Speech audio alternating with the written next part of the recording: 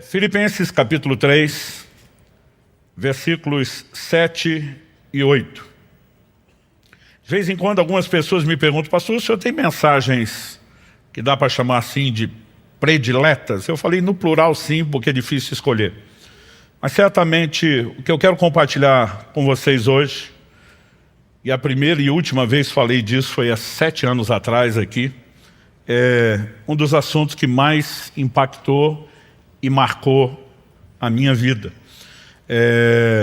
Isso me levou depois a compartilhar essa mensagem no formato de um livro, que até hoje é o maior best-seller, é o nosso livro mais divulgado, que é o livro Até Que Nada Mais Importe.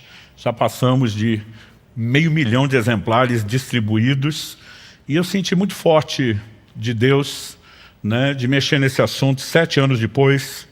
Eu quero que você me acompanhe em Filipenses 3, versos 7 e 8, que diz assim: mas o que para mim era lucro, isso considerei perda por causa de Cristo. Na verdade, considero tudo como perda, por causa da sublimidade do conhecimento de Cristo Jesus, meu Senhor. Por causa dele perdi todas as coisas e as considero como lixo para ganhar a Cristo. Pai, nós oramos pedindo a Tua graça, ação poderosa do Teu Espírito Santo. Oramos que a Tua palavra fale e cale em nossos corações, não apenas na mente, não apenas na razão, mas nós oramos, ó Deus, que o Senhor também encontre em nós espaço, vulnerabilidade, para que, somada à obra poderosa do Teu Espírito, a palavra encontre lugar de frutificação na vida de cada um de nós. Desde já te agradecemos por tudo o que o Senhor fará e declaramos nossa total confiança e dependência do Senhor e da liderança do Espírito da verdade nesse momento.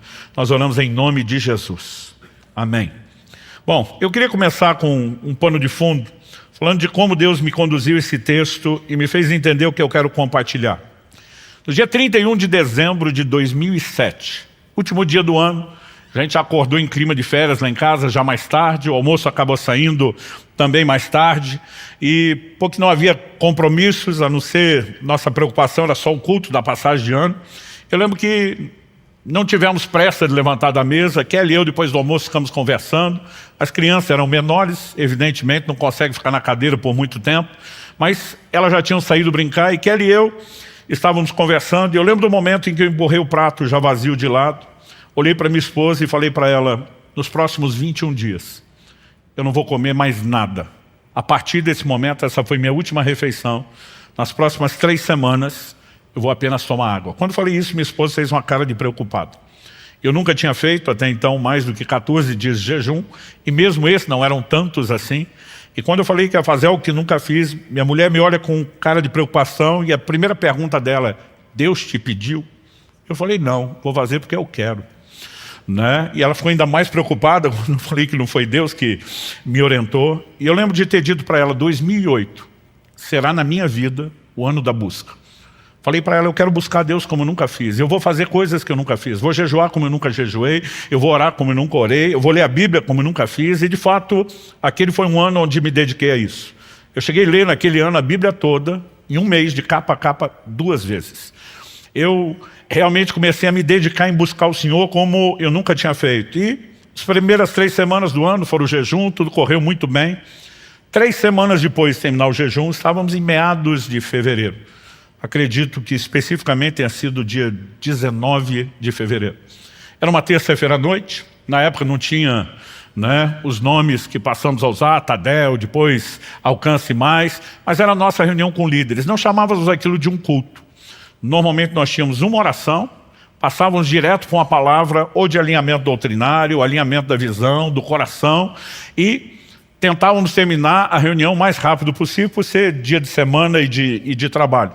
Mas eu lembro que enquanto alguém estava orando e fazendo a abertura da reunião com aquela oração inicial, um irmão olha para mim, já passou a mão no violão, segurando o violão, e ele me faz um sinal com o dedo assim: uma só.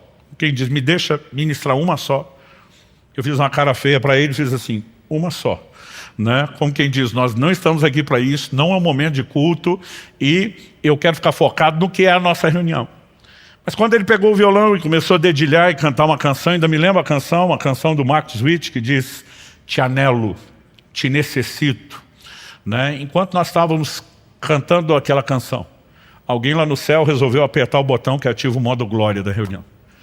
E eu não consigo até hoje te explicar o que foi que aconteceu. Algumas pessoas aqui ainda são, né, daquela época, estamos falando de fevereiro de 2008, os primeiros anos da igreja. E num instante, eu creio que nem se a gente tivesse combinado, ensaiado, coreografado, a gente poderia produzir um resultado tão simultâneo. No mesmo instante, todo mundo naquela sala, na época nos reuníamos no prédio da Água Verde, para quem conheceu, né, as reuniões com os líderes, porque eram menores, aconteciam na sala de cima, lá onde depois virou Ministério Infantil. E num instante, de repente, todo mundo começa a chorar, mas não era um choro qualquer, né? Eu olho para a sala e percebo que todo mundo, além de mim, estamos chorando de uma maneira fora do comum, né? Todo mundo começou a ajoelhar, deitar, prostrar no chão, alguns sentaram, mas era um choro muito intenso. E eu estou tentando entender o que está acontecendo, eu estou tentando entender por que eu estou chorando, por que os outros estão chorando, e o meu questionamento é dizer: Espírito Santo, o que é que está acontecendo? O que é que o Senhor está fazendo aqui? De repente o Espírito Santo falou ao meu coração: estou chamando vocês a um lugar de arrependimento profundo. Eu pensei, faz sentido, choro desse jeito, com arrependimento. Mas minha próxima pergunta a Deus é: arrepender do quê? Eu me lembro quando era garoto, e algumas vezes meus pais recebiam algum tipo de visita em casa. Na hora de ir embora, existia um protocolo que era quase sempre que seria repetido. As pessoas, na hora de sair, diziam assim: desculpa qualquer coisa. Eu, na minha cabeça, mesmo que criança, aquilo não fazia o menor sentido. Eu pensava: se tem algo para pedir desculpa, peço por aquilo. Se não tem, não peça, né? Mas esse negócio de desculpa qualquer coisa, para mim era muito vago. E eu lembro que na hora eu lembrei disso, falei: Deus, arrepender do quê? Porque arrependimento tem que ser específico. Não adianta a gente dizer para o Senhor: desculpa qualquer coisa, né? E naquele momento o Espírito Santo falou ao meu coração: vocês precisam se arrepender por não estarem me buscando como deveriam. E essa foi a hora que doeu. Porque eu estava no ano da busca. Eu estava me dedicando a buscar o Senhor como eu nunca tinha feito. Tinha acabado de fazer há poucas semanas o maior jejum da minha vida, né? Muitas vezes, porque eu tinha me determinado a ler a Bíblia tantas vezes aquele ano, eu tinha uma cota de capítulos diários que era o mínimo. Então às vezes eu ia dormir 2, 3 da manhã, porque o dia corrido eu não tinha conseguido ler, né? E dentro de mim bate um sentimento, é lógico que eu não tive coragem de abrir minha boca. Aprendi com meus pais desde criança que tem 2 tipos de gente, pelo menos, que você tem que respeitar. Quem é mais velho que você e tem mais autoridade que você, e Deus é no mínimo os 2. Mas o sentimento veio, eu mordi minha boca, pensei, não falo nada, né? Mas o sentimento de indignação veio, né? A vontade era gritar para Deus: se isso não está bom para você, quando é que vai estar? Né? Porque eu pensava, depois de estar dando o meu melhor em tudo, ainda tem que me arrepender por não estar buscando direito, né? E foi um senso de indignação que eu não consigo explicar, mas por mais que eu tenha tentado, não fale, não peca. O salmista diz: a palavra ainda não me chegou à boca e tu já conheces. Um Deus você não precisa nem falar, você pensou, ele ouviu. Você vai pensar daqui uns 10 anos, ele já ouviu. E apesar de não ter feito a pergunta, quando é que vai estar bom para você, o Senhor me respondeu. E eu nunca mais vou esquecer a resposta. Ela é o tema da minha mensagem, se tornou o título desse livro. A frase que eu ouvi foi: até que nada mais importe. O Senhor me disse: quando você chegar ao ponto onde nada para você é mais importante do que me buscar, você chegou onde deveria chegar. E o Senhor me disse: nesse momento você não está indo para esse lugar. O Senhor me disse: você decidiu que esse seria o ano da busca, e o que você está fazendo na verdade é quebrar todos os seus recordes. Orar como não orava antes, ler mais do que lia antes, jejuar mais do que lia antes. Mas o Senhor diz: a única coisa que você fez foi melhorar sua performance, seu desempenho de busca. Isso não significa que seu coração me deseje mais do que desejava antes. E aquilo caiu como uma bomba dentro de mim. Interessante é que Deus não precisa discutir muito. O poder de persuasão dele vai além de argumentação, né? De repente parece que meus olhos se abriram e eu entendi, em fração de segundos, coisas que eu precisei de um livro inteiro para tentar explicar. É difícil você definir revelação, né? Você tem em fração de segundos coisas que você gasta horas falando e parece que não é suficiente para explicar. Mas de repente todo esse desenho se abre a partir desse texto. O apóstolo Paulo dizendo que para mim era lucro, isso eu considerei como perda. Quando você ouve as expressões lucro e perda, são palavras normalmente aplicadas ao mundo monetário, financeiro, né? A questões de valores materiais, mas é evidente que Paulo não está falando disso. Então quando Paulo diz o que para mim era lucro, ganho, ele está falando aquilo que para mim era importante, aquilo que tinha valor. Ele está usando um termo que indica percepção de valor ou da falta dele, e não necessariamente algo que estabeleça preço na percepção monetária. E diz o que para mim era importante, o que para mim tinha muito valor, desvalorizou, perdeu a sua importância. E por que perdeu? Porque diz, porque eu descobri algo muito mais valioso. Porque eu descobri algo muito mais importante. E essa é a declaração que ele faz, né? No verso 8, por causa da sublimidade do conhecimento de Cristo Jesus, meu Senhor. Essa palavra aqui traduzida na versão que eu estou usando, a Nova Almeida atualizada, sublimidade, ela foi traduzida na NVI como a suprema grandeza do conhecimento. Nas outras traduções bíblicas, a excelência. E toda essa diversidade de traduções são tentativas de explicar uma palavra, que no koineu grego antigo, original, é hiperus. Hiperus fala daquilo que se destaca, daquilo que se eleva, daquilo que se sobressai. Essa palavra, em essência, fala de proeminência. E basicamente eu não creio que Paulo esteja falando da proeminência do conhecimento, mas que ele esteja falando do conhecimento daquele que é proeminente, do conhecimento daquele que se eleva, daquele que se destaca. E quando ele entra no lugar de percepção e entendimento da importância de Cristo, comparado a esse nível de importância, que antes parecia ser importante, perdeu completamente a sua importância, desvalorizou. E nesse momento eu entendi o Senhor dizendo, eu não espero de você nada menos do que chegar a esse lugar de compreensão, que nada deve ter a mesma importância para você do que eu. Ou seja, muitos de nós já não buscamos a Deus como deveria. Dos que estão buscando, alguns de nós estão focando talvez algo que precise de um certo ajuste. E eu quero começar falando em primeiro lugar, esse foi o primeiro nível de entendimento e de correção que Deus trouxe para mim. Eu não vim aqui corrigir você, eu vim contar a história da minha correção, na esperança de que a carapuça também lhe sirva. Porque não é justo a gente apanhar sozinho, a gente sempre quer que alguém mais seja incluído na história. Mas Deus me fez ver um contraste entre performance, usar a palavra performance, leia-se desempenho, entre performance versus paixão. Muitas vezes nós estamos nos dedicando a uma performance de busca, sem ter a paixão que deveria mover a nossa busca a Deus. Isso talvez possa ser bem percebido num dilema apresentado na Escritura que envolve a igreja de Éfeso. Na primeira das 7 cartas às igrejas da Ásia, no início de Apocalipse 2, o Senhor se dirige, ao anjo, ao mensageiro da igreja, e começa nos mostrando que era uma igreja de alta performance. Conheço as tuas obras, teu labor, a tua perseverança. Para mim tem uma progressão aqui. A obra já mostra que era uma igreja ativa, trabalhadora. Mas quando fala labor, já está falando do modo canseira, muito trabalho. Mas quando fala de perseverança, isso está falando daquela pessoa que chegou no modo sacrifício. É aquele nível que de vez em quando a gente fala para os nossos líderes aqui, é sangue nos olhos, faca no dente. É com ou sem vontade, com ou sem empolgação. E a igreja de Éfeso era uma igreja de alta performance, não importa a perspectiva de análise. Se você lê a história do que acontece em Éfeso, registrado no livro de Atos, se você lê as entrelinhas da própria epístola de Paulo aos Efésios, se você olha para a carta que o Senhor Jesus envia através do apóstolo João no Apocalipse, ou se você olha as descrições da história, a igreja de Éfeso era uma igreja incontestavelmente de alta performance, não só no trabalho. Eles eram o que nós podemos chamar de uma igreja que tinha muita resiliência. O Senhor diz, suportastes provas por causa do meu nome e não desfaleceste. Tinha um controle de qualidade até. O Senhor diz, puseste à prova os se dizem apóstolos e não são, e os achaste mentirosos.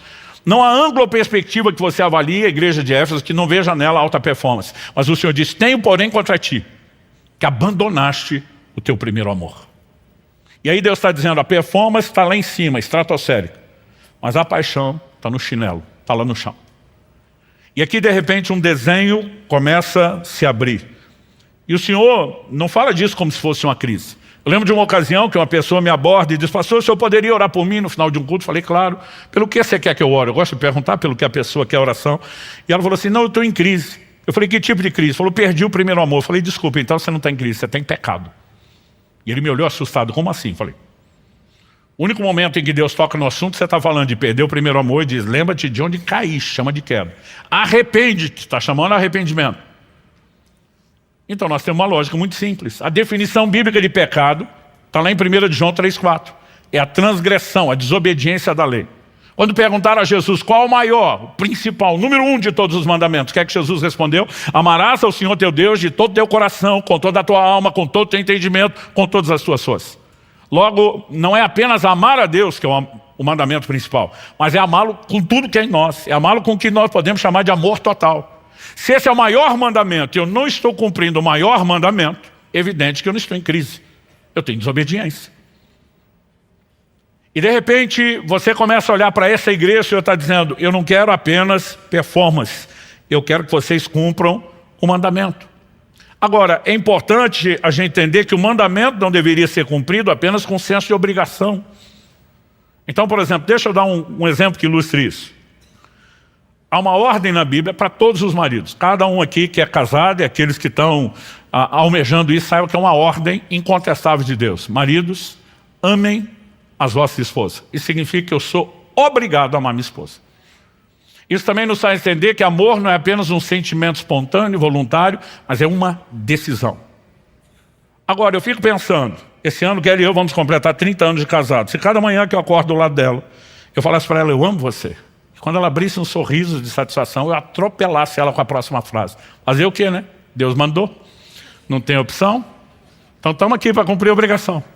Eu fico me perguntando se estaríamos casados ou qual seria a qualidade do matrimônio. Pastor, o senhor não é obrigado a amá-la? Sou. E ela não sabe disso? Sabe.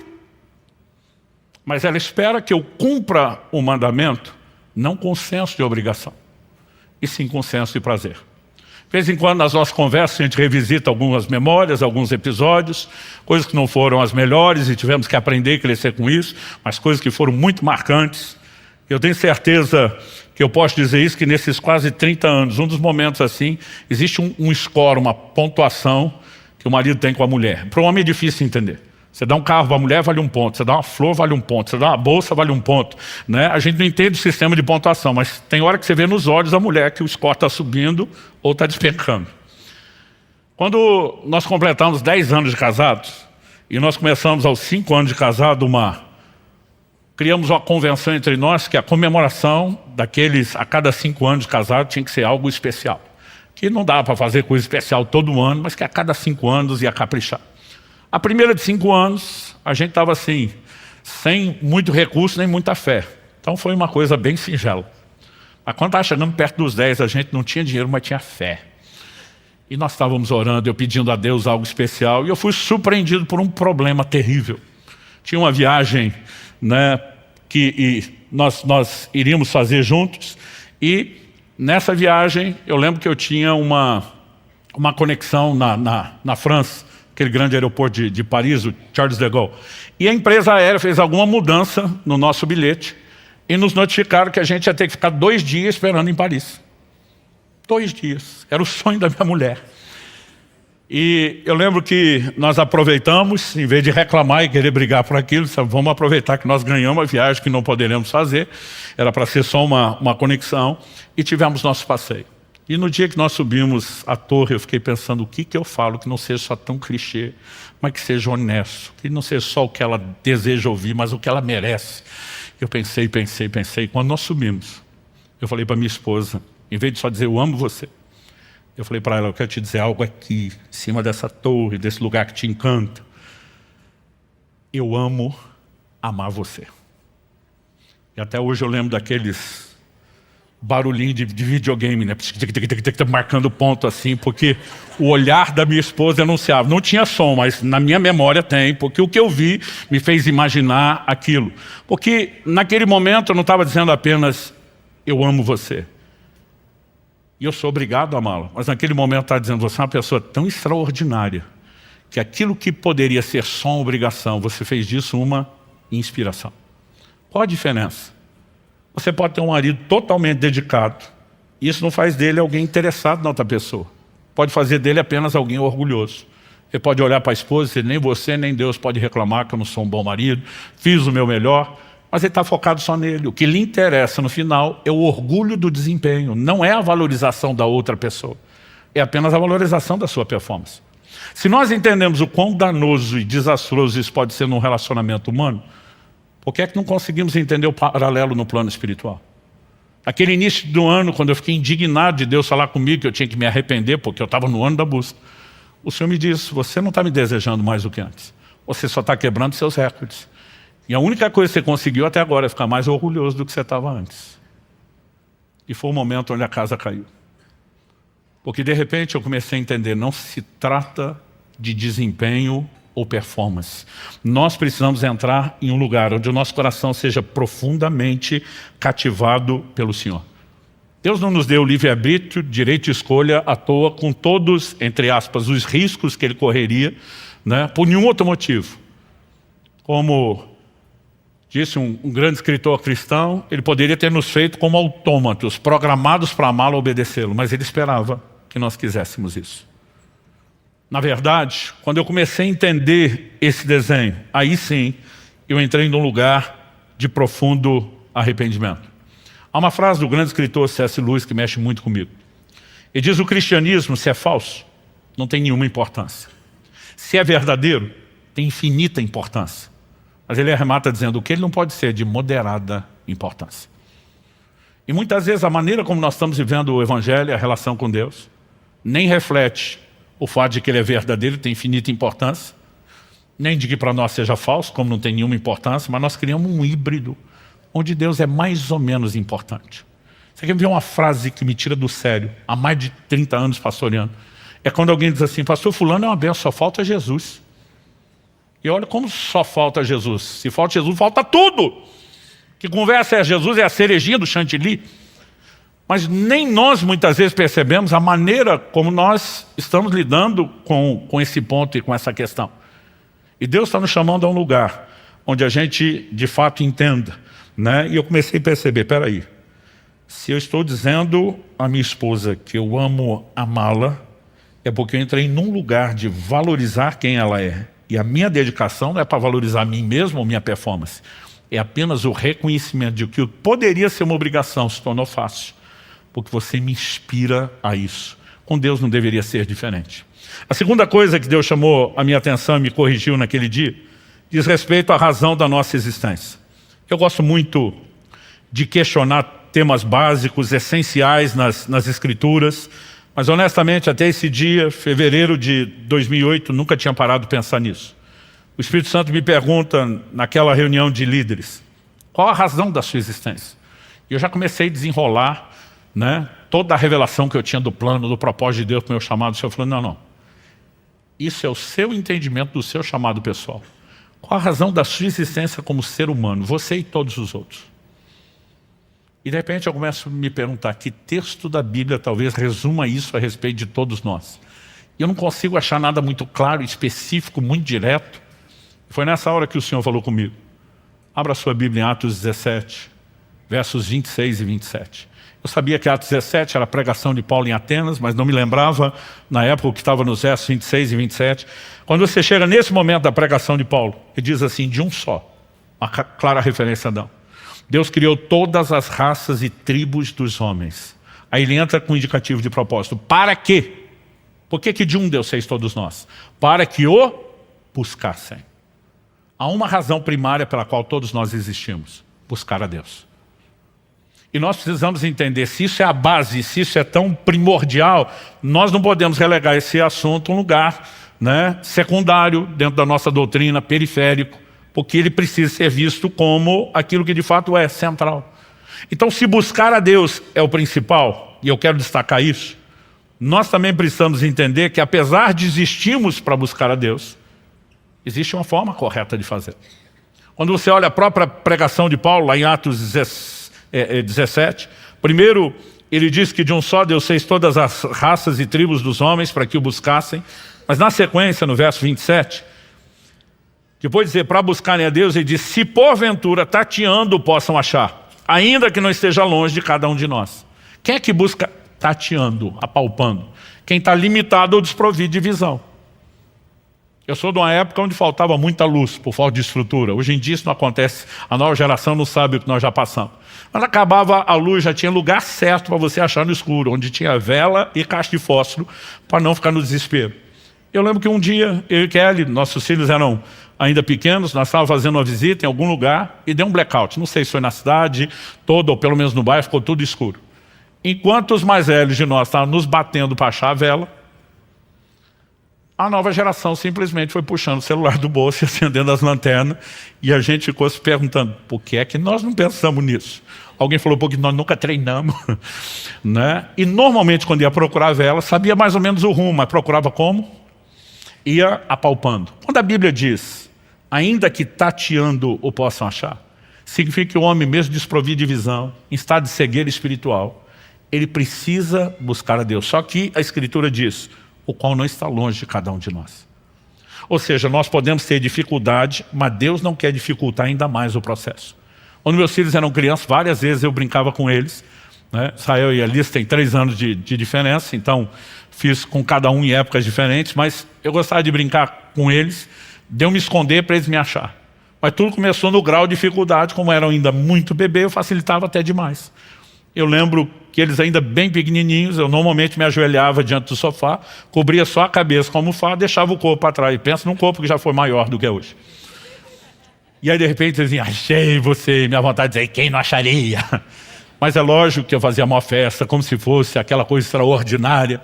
Né? Depois de um tempo começava a me esconder atrás de uma cortina, que era semi-transparente. Então ficava o pé para fora, o volume da barriga, e ainda dava para me ver. E assim, eu achei você, porque a ideia não era dificultar. A ideia da brincadeira era justamente que eles pudessem achar. Porque uma única vez que eu tentei me esconder de verdade, acabou a graça da brincadeira, eles desistiram de me procurar, eu quase dormi escondido onde estava e não valeu a pena. Guardadas as devidas proporções, nós podemos dizer o mesmo de Deus. Ele não quer dificultar. Nos criou para buscá-lo. Ele quer ser encontrado, ele não está longe. Mas ele tem um critério para que essa busca funcione e dê resultado. É aquele que Deus, por boca do profeta Jeremias, anunciou. Buscar-me-eis e me achareis. Quando me buscarem, de todo o vosso coração. Jeremias 29:13. Assim como somos chamados a amar de todo o coração. E estou preparando a mensagem, não sei se é spoiler do próximo domingo, se é para mais para frente, né? Onde nós vamos reunir todas as áreas onde a Bíblia diz daquilo que nós temos que fazer de todo o coração. Mas não é apenas amar a Deus, é buscá-lo de todo o coração. Então, se eu e você não colocamos tudo de nós nessa busca, essa busca não vai dar o resultado que deveria dar. Portanto, não adianta que nenhum de nós apenas desenvolva uma performance ou desempenho de busca que não atende nem a razão da nossa existência e nem nos coloca naquele caminho onde poderíamos, de fato, encontrar resultado. Eu lembro que naquele dia, onde Deus está nos corrigindo, naquela reunião de líderes, o Espírito Santo me fez lembrar de um episódio que aconteceu muito tempo atrás. Muito tempo atrás, porque eu era recém-casado, no início do ministério pastoral, e como eu disse, já estou para completar 30 anos. Né? Isso, nós estamos falando, né, de algo que Deus falou comigo há bastante tempo, mas ainda estava fresco na minha memória. O Senhor me perguntou, você lembra daquele episódio do supermercado? O que era a história do supermercado? Eu lembro que eu recém-casado fui chamado como pastor para conciliar, né, uma comunhão intensa entre um casal. Que casal cristão não briga, eles têm excesso de comunhão. Né? Então aqueles dois exageraram na comunhão, que parecia um esmeril no ferro. Faísca para todo lado. Não conseguiram se acertar, os dias foram passando, além de não ter acerto, a coisa foi piorando. No final das contas me chamaram. E eu vou com o coração apertado, pensando que sou recém-casado, não tenho experiência. O casal tinha perto, ou para completar, de 20 anos de casado. Eu lembro que na minha cabeça, na época, eu pensava, é muito tempo. Se nem eles se entendem depois desse tempo, como é que eu, recém-casado, vou ajudar? Eu cheguei todo temeroso, pedindo que Deus me ajudasse. Mas quando entrei, eu lembro que já meio na brincadeira, eu, o que é que está pegando? E o marido tomou a dianteira. E falou assim, pastor, mandei ele chamar porque essa mulher é uma louca. E eu pensei, a coisa realmente não está boa. Tentei brincar, falei, ó, Jó chamou a mulher de louca, mas tinha razão. Vamos ver se você tem razão. Estabeleci as regras. Enquanto você fala, ela fica quieta. Quando ela falar, você fica quieto. Não vale dedo no olho, não vale cotovelado, nem mordido. Coloquei todas as regras. Né? E esse cara falou, pastor, nesses quase 20 anos de casado, o senhor não tem noção de o tanto que essa mulher me pediu para ir no supermercado com ela. E ele olha para mim com uma cara de pavor indescritível e diz, eu odeio o supermercado. E ainda tentei consolá-lo. Falei, irmão, não está sozinho, o sindicato é grande. Né? Até porque algumas irmãs não ajudam.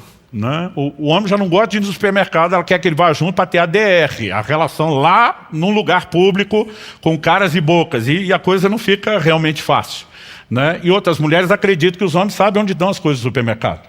Elas precisam entender que quando nós vamos procurar, as coisas se escondem, né? Não é fácil de achá-las. Enfim, eu estou tentando ser empático com ele, mas ele falou, bom, o ponto da história não é esse. É que, semana passada, 5 dias atrás, resolvi agradar essa mulher. E eu me ofereci para ir com ela no supermercado. Não foi ela que pediu. E quando eu volto, essa louca me olha para mim e diz, eu nunca mais quero que você vá comigo no supermercado. Ela não sabe o que quer.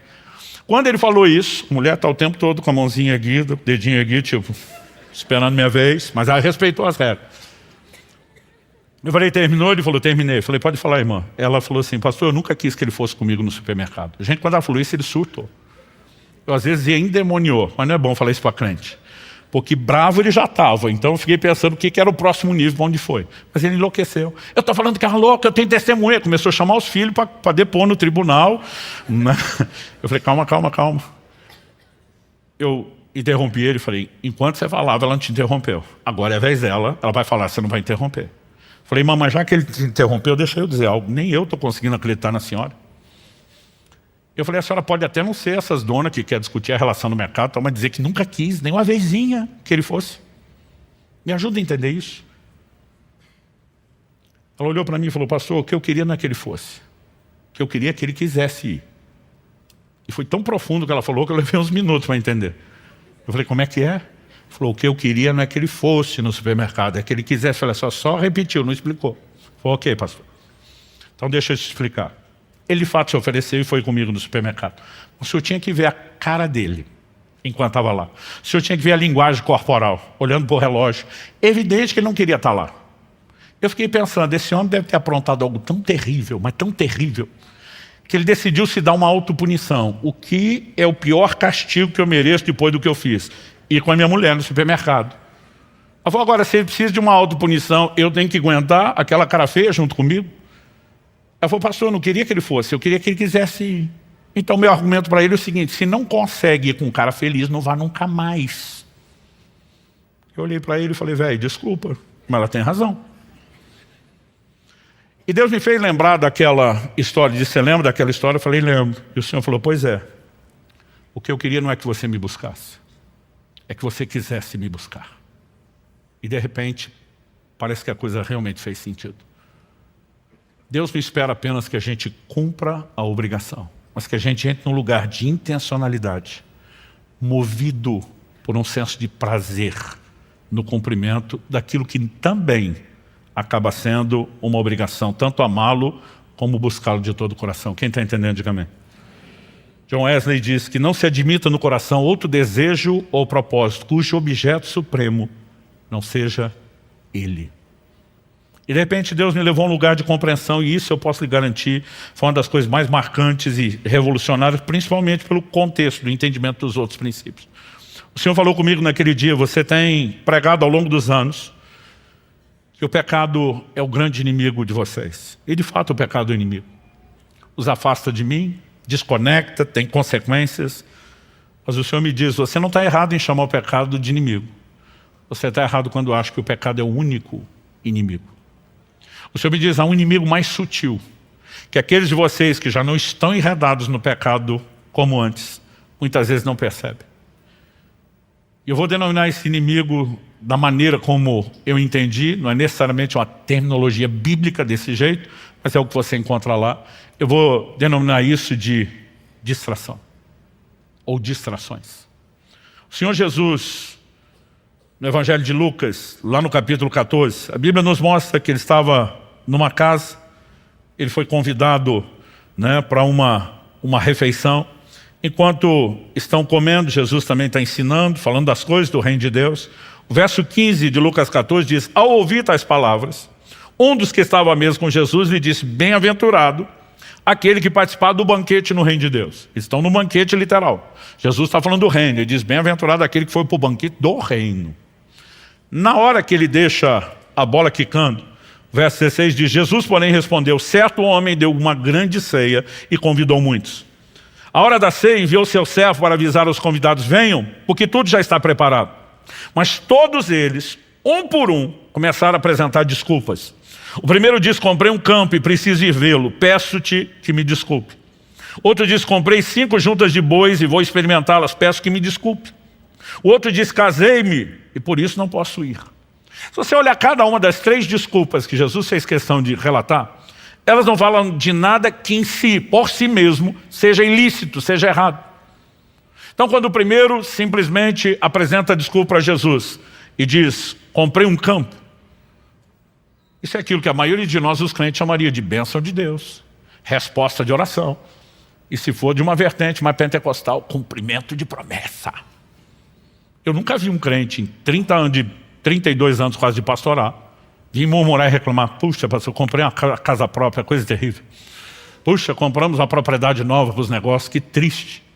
Normalmente a pessoa vem dar esse tipo de notícia empolgado: glória a Deus, bênção de Deus, resposta de oração, cumprimento de promessa, porque não é ruim em si. Quando você olha a segunda desculpa, a mesma coisa. Se a primeira diz respeito à aquisição de propriedade, a segunda fala de um outro nível de prosperidade. Comprei 5 juntas de bois e vou experimentá-las. Isso aqui era os New Holland, os tratorzão da época. Gente, o povo tinha que arar a terra. A grande maioria das pessoas, além de não ter os equipamentos, a tecnologia da agricultura de hoje, a maioria não podia nem ter muitos animais que favorecessem o trabalho. 5 juntas de bois, pelo menos 10 bois a mais, força para arar, para ajudar na colheita. Isso significava o quê? Aumento da produtividade. Aumento da produtividade significa dinheiro no bolso, provisão, prosperidade. Nunca vi alguém reclamar: ô pastor, coisa terrível, disparou minhas vendas na internet, estou ganhando dinheiro fácil, olhe por mim, está difícil. Ninguém reclama. Normalmente as pessoas chegam dizendo: bênção de Deus, resposta de oração, cumprimento de promessa. E se não dá para falar mal das primeiras duas desculpas, menos ainda a terceira. Porque a ideia e projeto de Deus. Casei-me, portanto não posso ir. O casamento não deveria ser visto, como muitos estão olhando, como algo errado. É ideia, é plano e é bênção de Deus. Errado não é o casamento. Errado é a escolha que alguns fazem de com quem casar. Errado é a escolha que alguns fazem de como viver o matrimônio, mas não o casamento em si. Ou seja, você não pode olhar para nada disso, chamar nem de pecado, nem de errado, nem de lícito. O problema não eram as coisas, era o lugar que elas tomaram. Banquete na Bíblia tem uma ideia no senso geral, que fala de comunhão. É quando as pessoas sentavam não apenas para garantir a nutrição, a alimentação que o corpo precisa, não era refeição rápida. Banquetes eram momentos de festa, de celebração de relacionamentos. Os convidados eram as pessoas próximas, as pessoas que eram valorizadas por aquele que estava fazendo a festa, porque o importante não era meramente comer, era com quem você fazia isso e por quanto tempo fazia isso. Isso nos remete ao entendimento de que Deus não nos criou para buscá-lo apenas por causa daquele senso de obrigação que nós falamos antes, mas porque sempre esperou que nós pudéssemos ter com Ele comunhão. Você olha lá para o Éden, o que acontece com Adão. Quando Adão pecou, qual a pergunta de Deus para ele? Deus não pergunta para Adão: o que é que você fez? A pergunta que Deus faz para Adão quando pecou é: aonde você está? Em outras palavras, Deus não estava dizendo, ao não perguntar o que você fez, Deus não estava dizendo que o problema era o que Adão fez. O que Deus está dizendo é: aonde você está? Eu vejo isso de uma outra forma. Aquilo que você fez te levou para longe de mim. Eu perdi você. Cadê você, cara? E aí nós simplesmente começamos a pregar uma redenção que nos leva ao perdão do pecado, à remoção da culpa e até da condenação eterna que o pecado trouxe. Mas não resgata o que de principal ele veio roubar, que é a comunhão com Deus. O Salmo 25:14 diz: a intimidade do Senhor é para aqueles que o temem, aos quais Ele dará a conhecer a sua aliança. Eu e você temos sido chamados para um lugar de comunhão, para um lugar de banquete em Deus. Você pode dizer amém?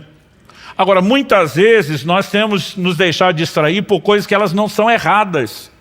Elas não são ilícitas em si mesmas. Mas quando coisas lícitas ocupam um lugar de importância que não deveriam, a ponto de concorrer com o lugar de Deus, aquilo que não é errado em si, se tornou errado pelo lugar que ele passou a ocupar nas nossas vidas.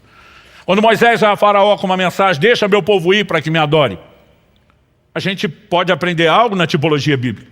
Faraó é uma figura de Satanás que escravizava aquele povo que depois Deus vai libertar para que se torne o povo dele. Como foram libertos? No dia da celebração da Páscoa. Paulo escreve aos Coríntios e diz: Cristo é o nosso Cordeiro Pascal, ou seja, está para nós, como o Cordeiro da Páscoa estava para eles. E da mesma maneira como eles tiveram que se apropriar, né, pela fé do sangue do sacrifício do Cordeiro da Páscoa, colocar nos umbrais, né, para escaparem daquela escravidão espiritual. A Bíblia diz que Deus também nos arrancou do império das trevas e que pelo sangue de Jesus eu e você fomos resgatados e nos tornamos povo de Deus. Quando eles saem do Egito, Deus faz declarações sobre eles lá no Monte Sinai, em Êxodo 19, 5 e 6. Você vai ver Pedro fazendo a mesma declaração a respeito de mim e de você. Vós sois a nação santa, a geração eleita, o sacerdócio real, o povo de propriedade exclusiva de Deus. Há um paralelo nisso. Então, Faraó, na tipologia bíblica, figura Satanás. Quando Moisés vem com a mensagem: deixa meu povo ir para que me adore, qual a resposta do Faraó? Vocês devem estar muito desocupados para estar falando em adoração. A primeira reação de Faraó: vamos encher o povo de trabalho para que eles não tenham tempo de pensar em adoração. Uma das estratégias mais antigas: vamos encher de distração para que eles não lembrem de por que eles existem e o que é principal para que eles cumpram. É impressionante, gente, numa época onde a nossa vida deveria ser tranquila como nunca. Porque quanto mais a tecnologia, o conhecimento avança, nós temos facilidades que nunca tivemos. Gente, o tempo que o povo levava antigamente só para buscar água, e que hoje a gente tem encanada, a gente faz ideia do quanto tempo ganhou, né? Aquilo que eram viagens longas, difíceis, né? Você olha hoje as facilidades que nós temos. Não estou falando só da época de Jesus, gente. Você volta lá no século XVIII, vamos falar de John Wesley.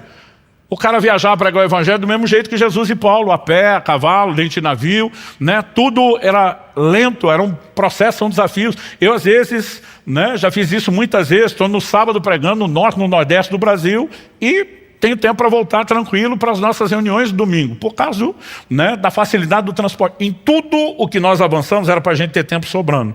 Mas quanto mais facilidades nós temos, mais coisa a gente arruma para fazer. Aliás, nós somos a geração campeã de entretenimento. Nunca se gastou tanto tempo em entretenimento como nós gastamos. Porque a questão não é o que vai tomar atenção. O importante é que eles não tenham tempo para pensar naquilo que deveriam fazer. Distrações. Pensa em uma estratégia que continua sendo usada, porque eu acredito que o diabo também deve ter a versão dele do ditado: o time que está ganhando não mexe. Está dando resultado, para que mudar a estratégia? E naquele dia Deus me chamou fortemente a atenção para um episódio bem conhecido, mas que eu nunca tinha enxergado essas verdades nesse episódio. Se você puder me acompanhar em Lucas, capítulo 10, a partir do verso 38. A Bíblia diz: quando eles seguiam viagem,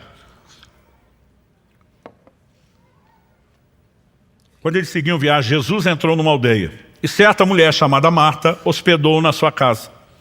Marta tinha uma irmã chamada Maria, que assentada aos pés do Senhor ouvia o seu ensino. Marta agitava-se de um lado para o outro, ocupada em muitos serviços.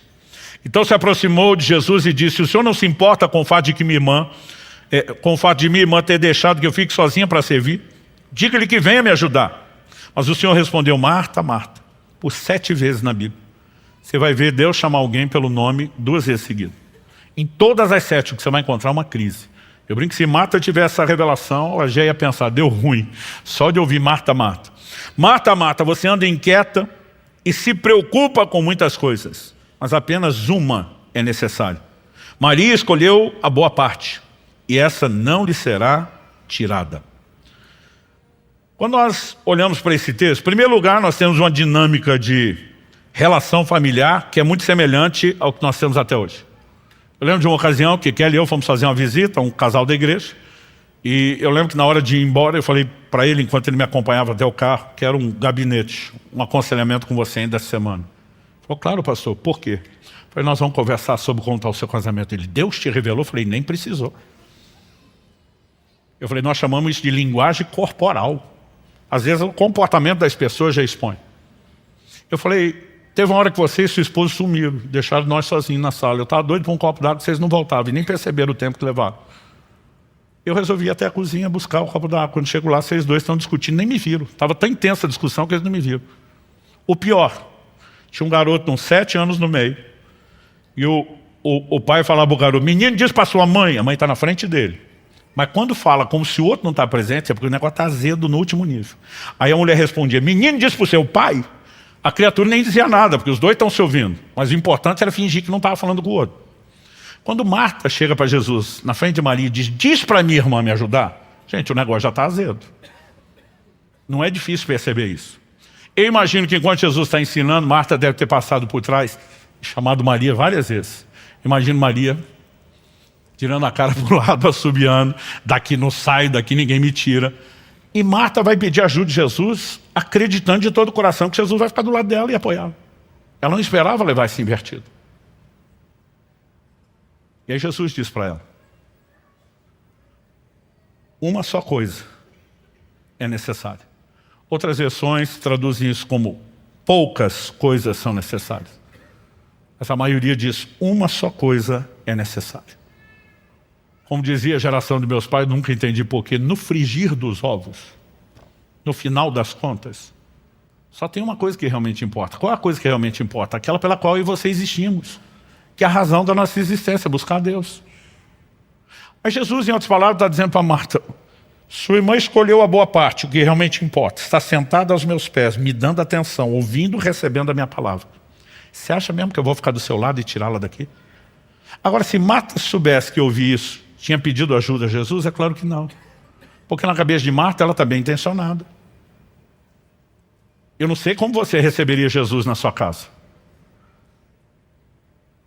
Uma vez eu me aventurei, me deu um estalo, aquelas coisas que você fica pensando, deve ser a direção do Espírito Santo, porque não tinha como saber. Pensei, minha esposa, ela fazia faculdade de manhã, tinha um período muito curto de almoço, tinha que trabalhar à tarde e nos primeiros anos nossos de casado, me acompanhava nas coisas da igreja à noite. E eu consegui sair um pouquinho, alguns minutos antes do meu horário. E estava com aquela sensação, ela vai atrasar. Eu falei, eu vou adiantar o nosso almoço. Mas eu nunca fui aquele Masterchef. Mas eu pensei, vou me aventurar, vou fazer alguma coisa aqui que seja rápida, fácil e que eu consiga. Nesse momento que eu tomei a decisão, estou mexendo, já procurando o que fazer, o telefone toca. Finado telefone fixo, vocês lembram dele, que já existiu? E quando eu atendo, uma musiquinha do outro lado, que era a indicação de que estão te ligando de um telefone público, o vulgo orelhão, que era chamado a cobrar. Né? Então eu fico do outro lado, aquele se identifica, falou, amor, atrasei na minha saída da faculdade até chegar em casa, não vai dar tempo de fazer o almoço. Será que você pode tirar alguma coisa da geladeira para pelo menos adiantar? Eu falei, meu amor, fique tranquilo, o almoço hoje é por minha conta. E eu falei de um jeito que parecia que era o cara. E ela, uau! E qual é o cardápio? O que temos para hoje? Eu dei uma olhada em cima da mesa, falei para ela, massa com peixe. Ela, uau, não vejo a hora de chegar e desligou. Não deu tempo de explicar que massa com peixe era um miojo com a lata de sardinha que estava ali. E quando ela desligou, não tinha como ligar de volta, porque não sabia de onde ligou, não tinha celular. Né? Os mais novos não conseguem entender como era a nossa vida sem celular, mas acredite, a gente já viveu sem isso. Mas não tinha mais como comunicar, agora é esperar chegar. Mas eu percebi que a expectativa dela estava lá em cima. E eu pensei, vai dar ruim esse negócio. E aí eu fiquei pensando, como é que eu faço para amenizar? Aí eu vi que tinha um resto de mussarela, peguei, cobri o macarrão depois de feito e temperado, dei uma derretidinha no queijo no forno, peguei um ketchup, fiz um coração, escrevi Kelly, te amo. Aí eu lembro que ela chegou toda curiosa, ela olhou,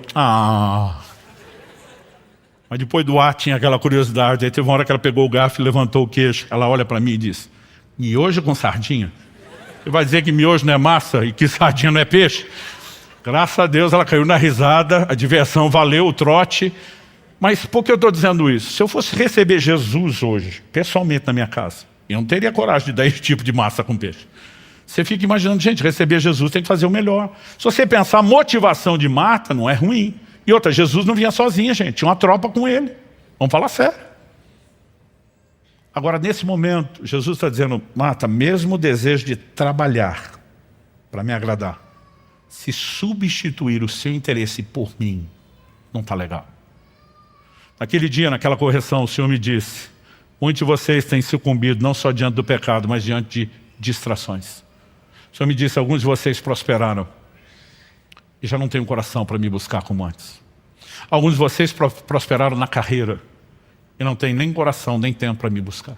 O Senhor me diz, alguns de vocês prosperaram no ministério, inclusive você, e já não me buscam hoje como buscavam antes. E de repente o chão sumiu debaixo do pé, porque de repente eu entendi, como nunca havia entendido, que de fato nós estávamos falhando com o Senhor. E Deus me fez lembrar, você lembra da história do videogame do seu filho? Falei, lembro, essa estava fresquinha, era coisa de 2 anos. Eu lembro de um dia que eu cheguei em casa com um videogame de presente para o meu filho.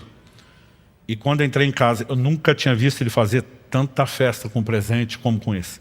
Ele corria, ele pulava, ele gritava, ele jogava no chão, simulava que estava tendo convulsão de felicidade. Aí ele voltava, segurava minhas bochechas e dizia, você é o cara, é o melhor pai do mundo. Aí saía para pular, correr, ter convulsão de novo, voltava a segurar minha bochecha. Foi uma sessão assim, nunca vou esquecer. E eu fiquei me achando o cara, eu sou o melhor pai do mundo. Mas gente, não precisei de 2 dias para arrepender de ter dado aquele presente. Porque eu perdi meu filho. Perdi meu filho por videogame.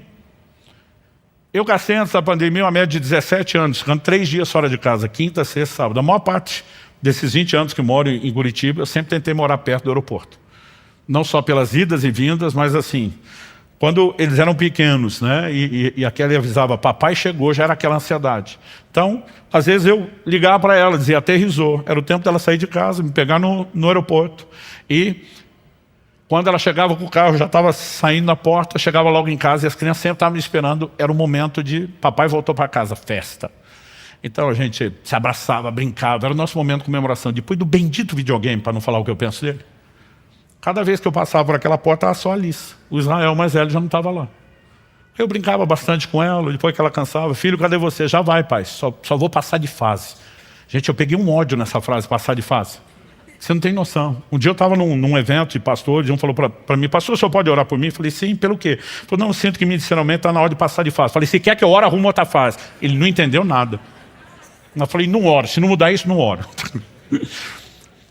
Eu lembro de um dia que cheguei em casa, minha vontade era pegar aquele videogame e jogar pela janela do quarto de cima lá do sobrado. O senhor me disse, você lembra disso? Eu falei, lembro. O senhor me disse, vocês fazem a mesma coisa comigo o tempo todo. Quantas coisas vocês desejaram, oraram, pediram, e quando eu dei, vocês eram que nem seu filho. Convulsão de alegria, corre, pula, agradece. Você é o melhor pai do mundo. O Senhor diz, mas eu tenho perdido vocês para essas bênçãos. E de repente Deus me deu a capacidade de entender emocionalmente, não só intelectualmente, aquilo que nós fazemos com Deus. Aquele dia eu entrei num lugar profundo, não só de arrependimento, mas de entendimento, de retomada da rota. Perguntaram uma vez a Stanley Jones, missionário metodista por quase 50 anos na Índia. A Índia até hoje é um lugar com muita perseguição ao Evangelho. Não é um lugar onde não haja opções de religião. Você tem todas as religiões do mundo lá. Mas conversão, por exemplo, é proibido. E esse é o nosso negócio, nós vivemos de conversão. Então, os cristãos acabam sendo muito perseguidos. E uma vez perguntaram a ele qual era o maior inimigo do cristianismo, esperando que ele falasse que era a perseguição. E a resposta de Stanley Jones foi, o maior inimigo do cristianismo não é o anticristianismo, é o subcristianismo. Ele diz, nesse ambiente que vivemos de perseguição, aqui o crente tem que ser crente de verdade. O problema está com vocês, onde tem liberdade. E esse cristianismo é medíocre, sem vergonha. Subcristianismo, definiu ele, é o nosso maior inimigo. Quando a Bíblia fala de Marta, que ela estava ocupada com muitas coisas, a palavra que foi traduzida como ocupada, no original grego é peripal, ela significa separar, afastar, distrair, entrar no estado de estresse mental. Significa tanto estar distraído, como estar super ocupado ou bastante atarefado, o que normalmente é o que gera a distração. E muitas vezes eu e você estamos nos envolvendo com coisas lícitas, até mesmo a tentativa de trabalhar para Jesus como Marta, mas a ponto de desconectá-lo. E quando isso acontece, a gente precisa consertar as coisas. Então, eu passei por um período de 10 anos de profundo trato de Deus. Eu lembro que nesses 10 anos, eu não fiz mais nenhum jejum prolongado. Porque a gente tem mania de ir a extremos, pensa, não vale nada, isso é só a performance. 10 anos depois dessa experiência, Deus me mandou pregar pela primeira vez a respeito do assunto. Na verdade, não chegava a 10, foi um pouquinho antes de completar isso, mas estava bem próximo ali. E quando eu estava pregando, nós ainda estávamos ali no prédio da Água Verde. Eu estou descrevendo o pessoal no início como foi aquela experiência que eu contei. E para o pessoal ainda falei, olha, foi na sala tal. Aquilo estava tão vivo na minha memória que quando eu falei disso 7 anos atrás, eu me emocionei no púlpito, me deu uma vontade de chorar. Lembrando o que foi aquela visitação de Deus, o que foi aquela ministração. E dentro do meu coração, enquanto pregava e contando a história, eu falei para Deus, Senhor, muito obrigado por aquele dia.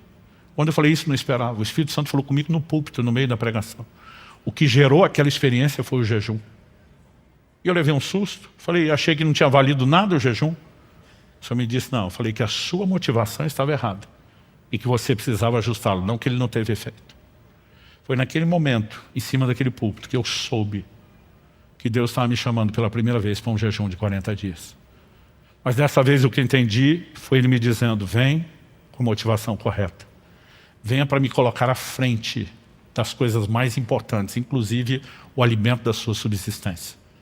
E quando as pessoas me falam, pastor, parece que o senhor ficou meio fanático nesse negócio.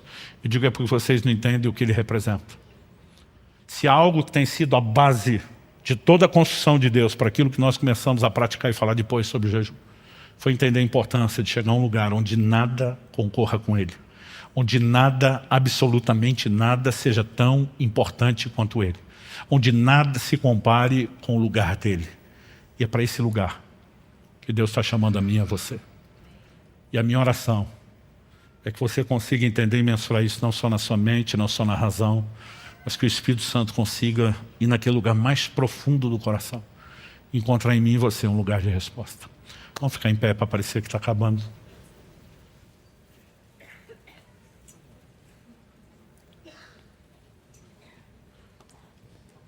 Pai, eu oro por cada um dos meus irmãos e irmãs nesse lugar. Te agradecemos a Tua palavra, agradecemos a bondade, o amor e misericórdia do Senhor por trás dela, que tem o propósito não de nos condenar ou culpar naquilo que temos falhado, mas de nos resgatar. Pai, não queremos viver uma vida de religiosidade, onde não haja a busca que deveria, onde essa busca talvez se presente esteja sendo distorcida por uma valorização do desempenho, não da paixão pelo Senhor. Oramos pela capacidade de entender a razão da nossa existência, que é não te buscar apenas por cumprimento de obrigação, mas para alcançar o propósito, comunhão, viver intimidade e relacionamento com o Senhor. E oramos pela capacidade de discernir o quão danosas podem ser as distrações, ainda que essas coisas não sejam ilícitas por si mesmas. Ajuda-nos a enxergar aquilo que não temos visto. E acima de tudo nós oramos, abre os nossos olhos. Nós pedimos ajuda dos céus. Nós oramos como salmista. Sonda-nos, ó Deus. Conhece o nosso coração. Expõe e traga à tona tudo aquilo que tem se tornado ídolos que concorrem com o seu lugar. Aquele lugar que pertence a Ti, somente a Ti no nosso coração. Nós oramos em nome de Jesus. E que possamos ouvir hoje a voz doce e suave do Teu Espírito, não nos condenando, mas nos chamando a um lugar de arrependimento, de conserto e de restauração. E que possamos de fato chegar a esse lugar, onde a busca aumente, não porque estamos focados no desempenho, na performance, mas porque despertamos para dar ao Senhor a devida importância, para que o Senhor seja de fato mais valioso do que qualquer outra coisa. Nós oramos em nome de Jesus. Em nome de Jesus. E te agradecemos desde já tudo aquilo que o Senhor, na sua graça e pela ação do Teu Espírito, continuará fazendo dentro de cada um de nós. Alguém me perguntou anos atrás, quando escrevi o livro, pastor, o senhor escreveu o livro 10 anos depois, porque finalmente chegou lá. Eu falei, não cheguei lá. Estou dizendo que nem Paulo. Ainda não cheguei lá. Mas esquecendo-me das coisas que para trás ficam, avançando para as que estão diante de mim. Eu tomei a decisão, eu quero estar cada vez mais distante de onde eu estava, cada vez mais perto de onde deveria. Mas nos últimos anos, e já se passaram muito tempo, eu creio que foi de uns 2 anos para cá, principalmente, eu comecei a ver resultados de uma proximidade como nunca antes. 2 anos atrás, eu estava com 50 anos de idade. A esposa olha para mim e diz: você está em crise? Eu falei: estou em crise. Ela falou: qual é a crise? É da idade? Eu falei: de jeito nenhum. Na idade eu estou na crise da gratidão. 50 anos, já era avô de 2, vivendo a melhor fase em todas as áreas da minha vida, meus filhos já casados, nosso casamento, né? A igreja, os amigos, relacionamentos, olhando para tudo e dizendo: eu estou vivendo o melhor momento. Falei para minha esposa: não é essa crise. Falou: qual é a crise? Falei: amor, desses nossos quase 30 anos juntos, os primeiros 20 anos foi só semeadura. A última década começamos a colher. Eu falei: nos primeiros 20 anos a gente quis muita coisa que a gente não podia. Ela falou: é verdade. Eu falei: mas agora que a gente pode, eu não quero mais. Ela falou: deve ser bom. Eu falei: tomara, porque se não for maturidade é autossabotagem. Ela falou: mas qual é a crise? E até hoje isso me dói. Eu falei para ela: a crise é porque é que nós perdemos tanto tempo querendo essas coisas. Como se aquilo fosse nos preencher ou nos realizar. Por que é que a gente ficou tão distraído querendo as coisas? Pode depois descobrir que a gente não precisava delas para ter o que nós temos hoje em Deus. Esse nível de realização e preenchimento nele. Sabe o que é curioso? Quanto menos importantes são essas coisas, mais Deus nos dá. Mas por outro lado, quando isso é tão importante, bom de concorrer com ele, normalmente ele não nos dá. E se eu fosse Deus, eu também não nos daria. Porque não há inteligência em fortalecer a concorrência. Mas quando o nosso coração passa a ser somente dele, ele pode gerar muito acréscimo. Que isso nos ajude a entender um Deus que não está tentando nos oprimir, mas tentando nos abençoar. A palavra que eu quero compartilhar com vocês hoje é baseado num episódio da vida de Jesus e no encontro que ele tem com uma pessoa, mais especificamente uma mulher na região de Samaria. E esse relato se encontra no capítulo 4 do Evangelho de João. O episódio engloba muito mais informação do que aquilo que nós vamos ler, mas eu quero começar no versículo 19 e nós vamos ler até o verso 24. Senhor, disse-lhe a mulher, vejo que tu és profeta. Nossos pais adoraram nesse monte. Vós, entretanto, dizeis que em Jerusalém é o lugar onde se deve adorar. Disse-lhe Jesus, mulher, podes crer-me que a hora vem, quando nem nesse monte, nem em Jerusalém adorareis o Pai. Vós adorais o que não conheceis. Nós adoramos o que conhecemos, porque a salvação vem dos judeus. Mas vem a hora, e já chegou, em que os verdadeiros adoradores adorarão o Pai em espírito e em verdade. Porque são esses que o Pai procura para seus adoradores. Deus é espírito, e importa que os seus adoradores o adorem em espírito e em verdade. Nessa conversa com essa mulher, que a Bíblia não nos informa o nome, e a gente se refere a ela apenas como uma mulher samaritana. Nós temos um episódio muito interessante a ser destacado. Além do próprio encontro de Cristo com essa mulher, né, que lhe oferece salvação, a oportunidade de crer. Essa mulher acaba sendo um instrumento de Deus, depois de tocada e alcançada por Jesus, para trazer praticamente toda a cidade a Cristo, e muitos passam a crer em Cristo. Essa história, né, além desse aspecto de salvação, a beleza dela, a riqueza dela, também envolve palavras de orientação muito específica que Jesus deu a ela, e obviamente esperava que isso não se limitasse a ela, mas que chegasse a nós. O Senhor Jesus traz uma revelação sobre a vida daquela mulher, quando nos versículos anteriores nós não lemos, ele diz para ela, vai, chama o teu marido e vem cá. A mulher replica, Senhor, eu não tenho marido. Então Jesus diz, você respondeu bem, porque você já teve 5 maridos, e esse que você tem agora não é o seu marido. A mulher leva um choque, e a resposta dela, no versículo 19 é, Senhor, vejo que tu és profeta. E a partir do momento da constatação dessa mulher, que Jesus seria, até então ela não entende que ele é o Cristo, o Messias, né? Na própria conversa nós vamos ver a mulher se referindo a essa expectativa da vinda do Cristo, o Messias prometido, mas ainda achando que Jesus fosse um profeta, mas já por reconhecer uma autoridade de Deus investida nele, essa mulher abre um debate, um questionamento, né? Ela diz, já que o Senhor é profeta, é como se ela dissesse, me responde algo que está pegando para o meu lado. Ela diz, nossos pais adoraram nesse monte. Quando ela usa a expressão nossos pais, ela está remontando desde a época dos patriarcas.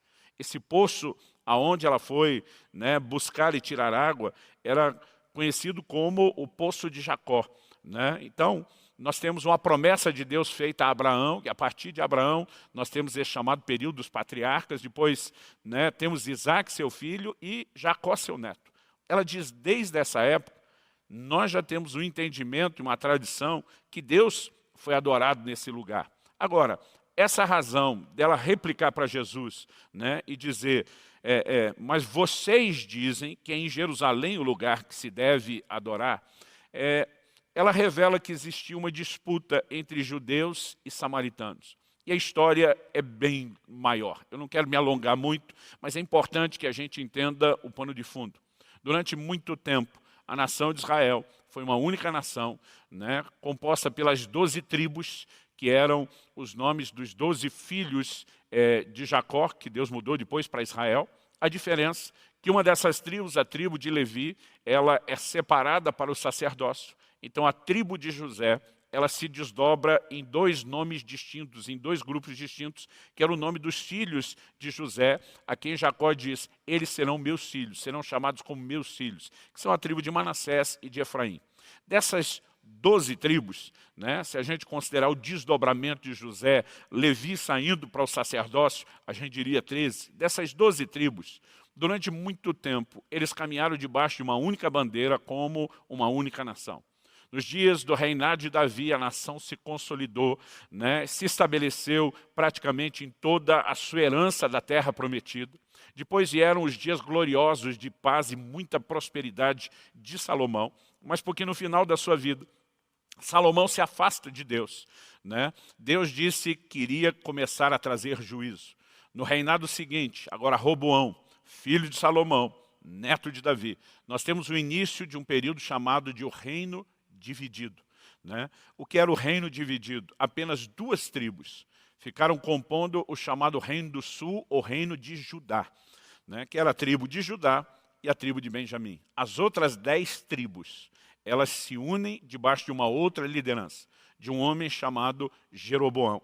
Jeroboão, apesar de ter recebido uma palavra de Deus para liderar, né, Israel, ou reino do norte, como se diz, porque as 2 tribos que ficaram à parte estavam no sul, ele se afasta do Senhor e ele começa a promover um culto idólatra. Então, Deus precisa julgá-lo, removê-lo, e a partir disso nós temos um desdobramento de apostasia acelerada na nação de Israel. Até que, no reinado de Acabe, Samaria se consolida como a capital do reino do norte, né? A intenção de Jeroboão desde o início é nós temos que tirar o culto de Jerusalém, porque o culto a Deus em Jerusalém é a capital do outro reino. E se a gente, né, as nossas 10 tribos estiverem conectadas lá, nós teremos um problema. Então, essa distância, ela começa a partir desse momento. Mas a história, ela leva anos para ter o seu desdobramento final. Até que, muito tempo depois, Deus julga tanto o reino de Israel, as 10 tribos do norte, como o reino de Judá, as 2 tribos do sul, e as 2 são levadas em cativeiro por conta dos seus pecados. Enquanto Judá, ou os judeus que compunham o reino de Judá, foram levados para a Babilônia, o reino de Israel foi invadido pela Síria. E a Síria tinha uma estratégia de repovoamento, né, para enfraquecer a identidade, a cultura de um povo. Isso ajudava, né, eles estabelecerem domínio numa época onde não existia esse conceito de globalização como nós temos hoje, né, não havia entendimento de língua, de costumes, de cultura, nada disso. Então eles tinham umas estratégias de repovoamento. É a partir disso que Samaria, capital do Reino do Norte, ela é completamente, né, infestada, vamos dizer assim, de estrangeiros, com línguas diferentes, costumes, práticas, paganismo. A nação de Israel, que tinha uma ordem na lei de Deus, a lei de Moisés, de não se misturar com os outros povos, agora passa a se misturar.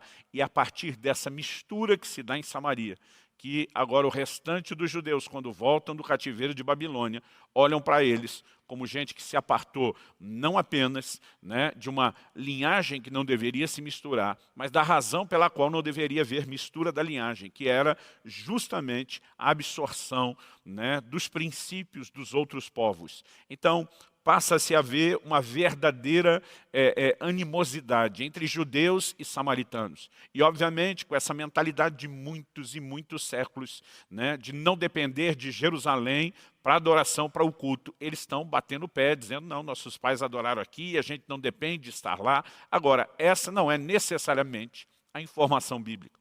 Nós precisamos reconhecer que havia algo estabelecido por Deus a respeito de Jerusalém. Então, muitas vezes, as pessoas não entendem o porquê dessa discussão, né? À medida que você vai lendo o Velho Testamento, há um pano de fundo que nos ajuda a entender essa discussão. Pastor, no que ela é relevante para nós? Para entender o que Jesus tinha para fazer na vida dessa mulher? Não. Para entendermos o que Jesus queria fazer na vida dessa mulher, nós não precisamos entender isso. Mas para entender alguns desdobramentos que aconteceriam da parte de Deus, no reino de Deus, e que nos tocam, é muito importante que a gente entenda esse pano de fundo.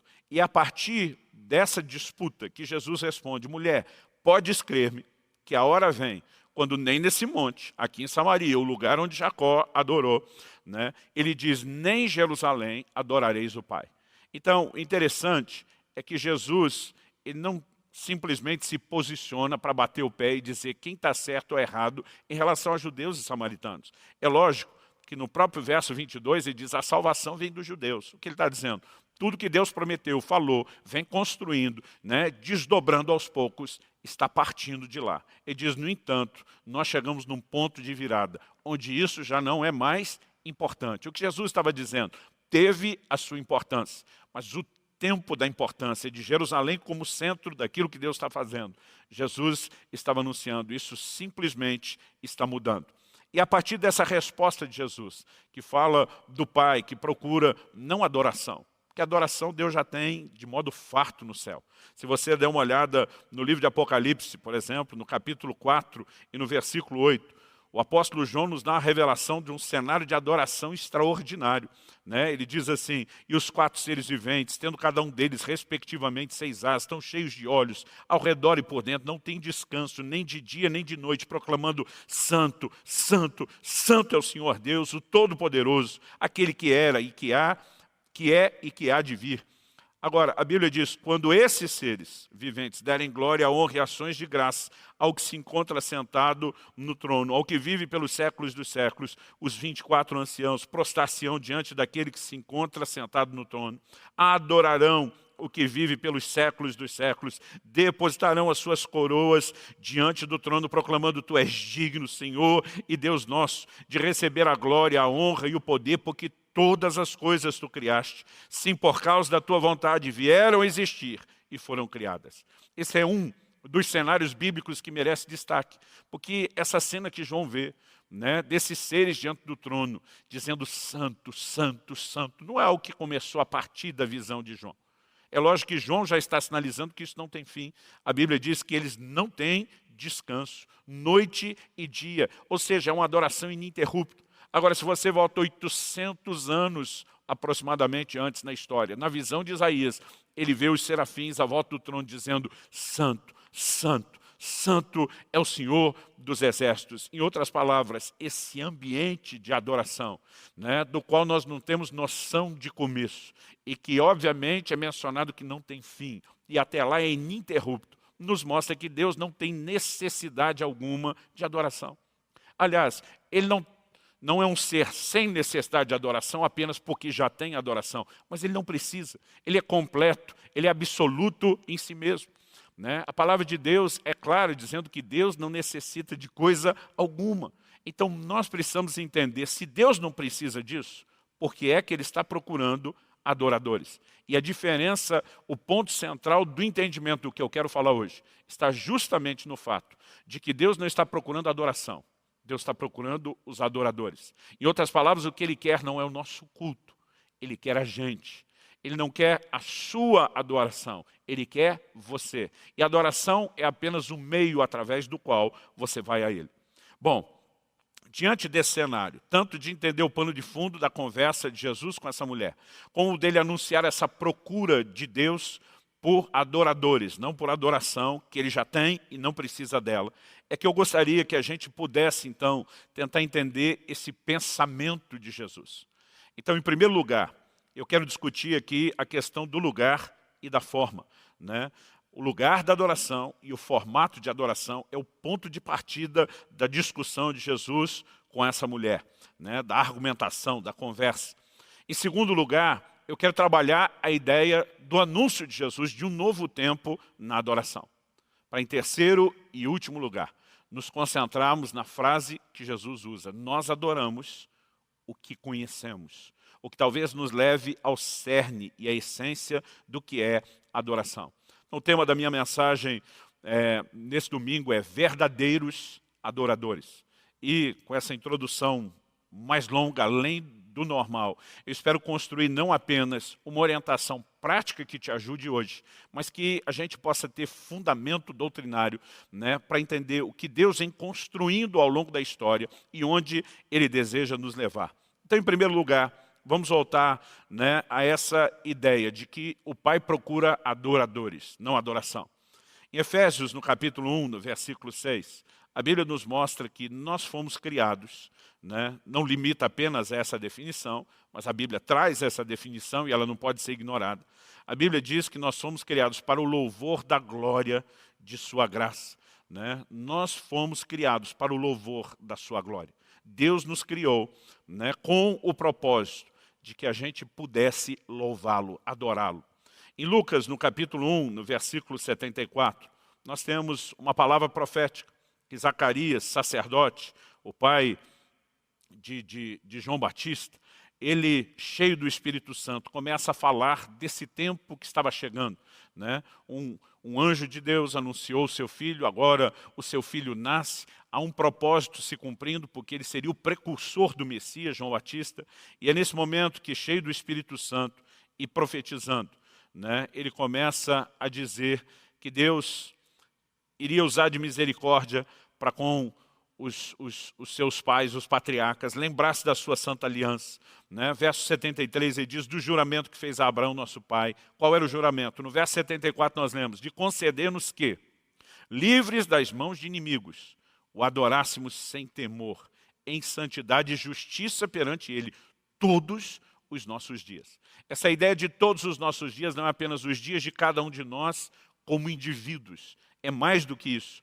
É a soma de todos os dias de cada um de nós como indivíduos. Eles estavam falando deles como nação, deles como povo. Ou seja, ele não apenas está destacando que o propósito final da redenção não era mero e simplesmente escapar de uma condenação espiritual eterna, mas permanecer eternamente conectados com o Senhor e adorando a Deus em santidade e justiça todos os nossos dias. Então, a razão de o Pai estar procurando esses adoradores, eu repito o que eu falei antes, não é porque ele precisa, é porque nós fomos criados para isso. Não haverá alegria e realização plena no coração de ser humano algum, a menos que ele viva para cumprir o propósito de Deus para o qual ele foi criado. Então essa procura de Deus, ela é algo importante a ser destacado como parte do propósito. Mas como eu disse, a discussão se inicia, né, entre Jesus e essa mulher, abordando tanto a questão do lugar como da forma. Provavelmente essa mulher se referia ao monte Gerizim, quando ela diz, nossos pais adoraram nesse monte. Era um monte de Samaria, que fica de frente do monte Ebal. Moisés dá uma instrução da parte de Deus, que Josué executa depois, de que o povo deveria se colocar diante do monte Gerizim, está lá em Deuteronômio 28, 1 a 4, e começar a pronunciar as bênçãos de se guardar a lei. Mas a Bíblia diz que diante do monte Ebal, eles iriam pronunciar as maldições. Então isso aqui só para que você tenha uma referência de localização. Agora, como nós mencionamos antes, né, ela está dizendo, olha, vocês dizem que em Jerusalém é o lugar que se deve adorar. Por que os judeus diziam isso? Em primeiro lugar, porque Deus prometeu se manifestar no lugar onde fosse erigido e estabelecido o tabernáculo. Durante muitos anos, o tabernáculo levantado por Moisés permaneceu em Siló. desde que eles se estabelecem na terra prometida, a terra de Canaã, né? Ali foi estabelecido o tabernáculo. E Deus tinha dito a Moisés, em Êxodo 25, verso 22, ali virei a ti, falarei contigo. Era o lugar da manifestação da presença de Deus. No entanto, nós percebemos que é um lugar escolhido por Deus antes mesmo de Moisés construir um tabernáculo, antes mesmo das gerações seguintes levá-lo a ser estabelecido em Siló, que foi o lugar onde Deus dirigiu Abraão a oferecer seu filho Isaque em sacrifício. Ele vai para um lugar, né, que Deus sinaliza, que Deus mostra. Muito tempo depois, muitos séculos à frente, Davi, ele tem uma outra experiência com Deus, né? A Bíblia diz que ele está no Monte Moriá, exatamente o mesmo lugar onde Abraão havia oferecido ou sido dirigido por Deus a oferecer seu filho em sacrifício. E ali, né, um anjo do Senhor se manifesta num cenário de uma praga. Davi vive uma experiência com Deus e ele tem um entendimento. Nós depois somos informados ao longo das Escrituras que ele entende, ele sinaliza que aquele seria o lugar onde seria edificado o templo, que não Davi, mas seu filho Salomão construiu.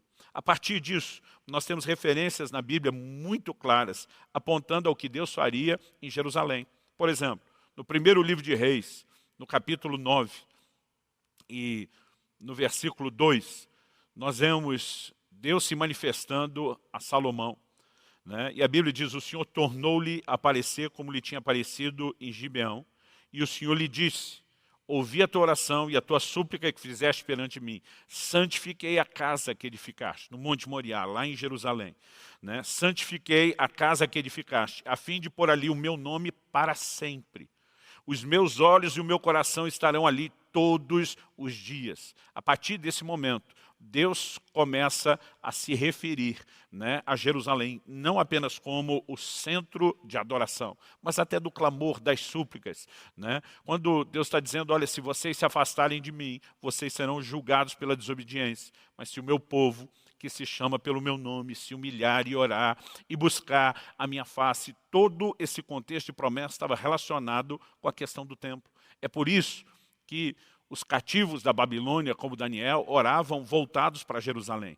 Eles tinham um entendimento que, embora a presença de Deus não estivesse limitada lá, aquilo havia sido estabelecido pelo próprio Deus, como um lugar reservado e separado por ele. No entanto, enquanto a mulher está tentando discutir o lugar certo, Jesus diz, olha, a resposta até então seria Jerusalém. Mas agora, Jesus vai anunciar um desdobramento importante. E eu acredito que nós precisamos compreender isso. Alguns procuram o lugar certo para adorar, né? Tipo, aonde Deus está, onde Ele vai se manifestar, como se Deus fosse atraído por um lugar especial. Outras pessoas que já entenderam esse novo tempo que Jesus veio anunciar, elas adoram em qualquer lugar, sabendo que Deus será atraído pelo seu culto. Não são as pessoas que têm que descobrir o lugar da adoração. Elas sabem que onde quer que levantem um altar de adoração, Deus será atraído por um coração inclinado, disposto a buscá-lo. E é importante a gente entender isso, porque mesmo no meio cristão, evangélico, nós temos hoje em dia muita superstição no nosso meio, né? Não tenho nada contra as viagens e caravanas são feitas a Israel.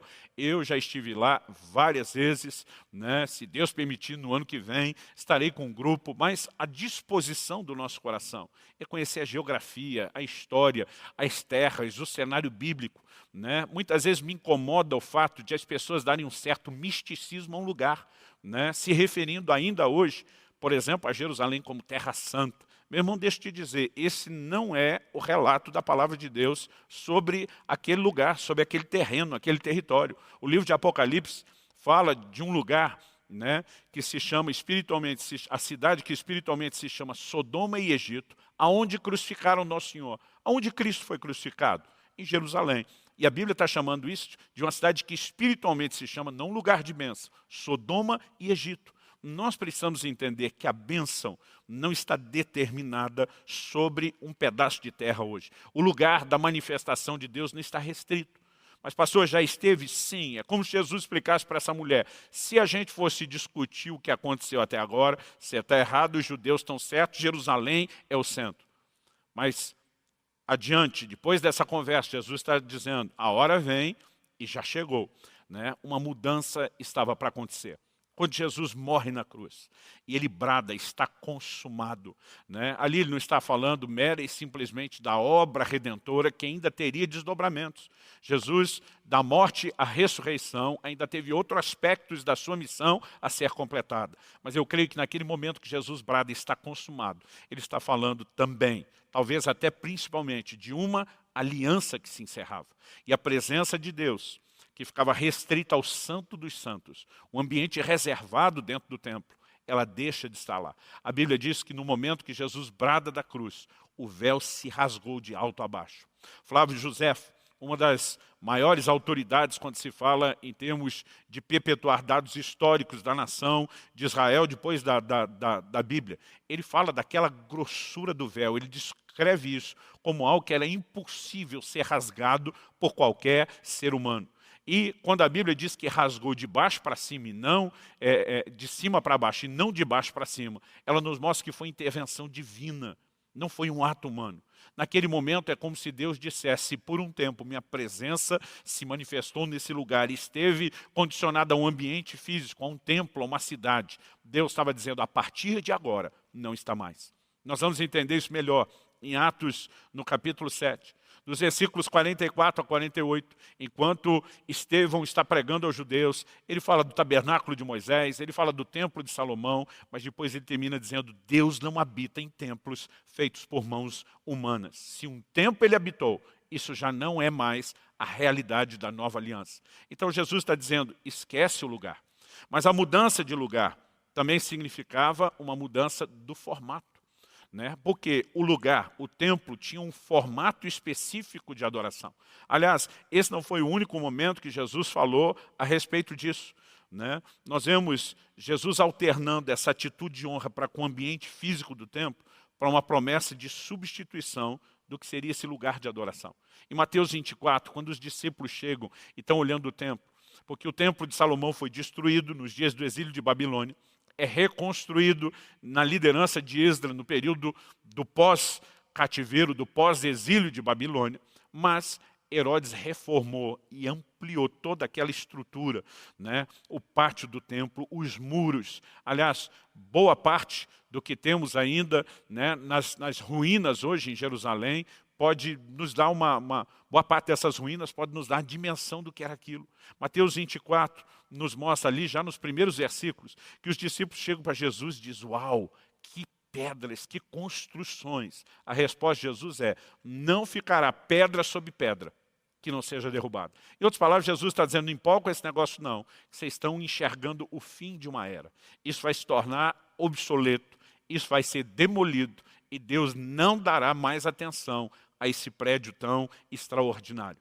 Por quê? Porque havia uma mudança no tempo, que seria seguido por uma mudança de formato, né? De lugar e de formato. Então, quando a gente pensa nisso, vale destacar aqui, que lá no Evangelho de João, no capítulo 2, no versículo 13, a gente lê o seguinte, estando próximo à Páscoa dos judeus, Jesus subiu para Jerusalém. Isso significa que ele foi para o templo.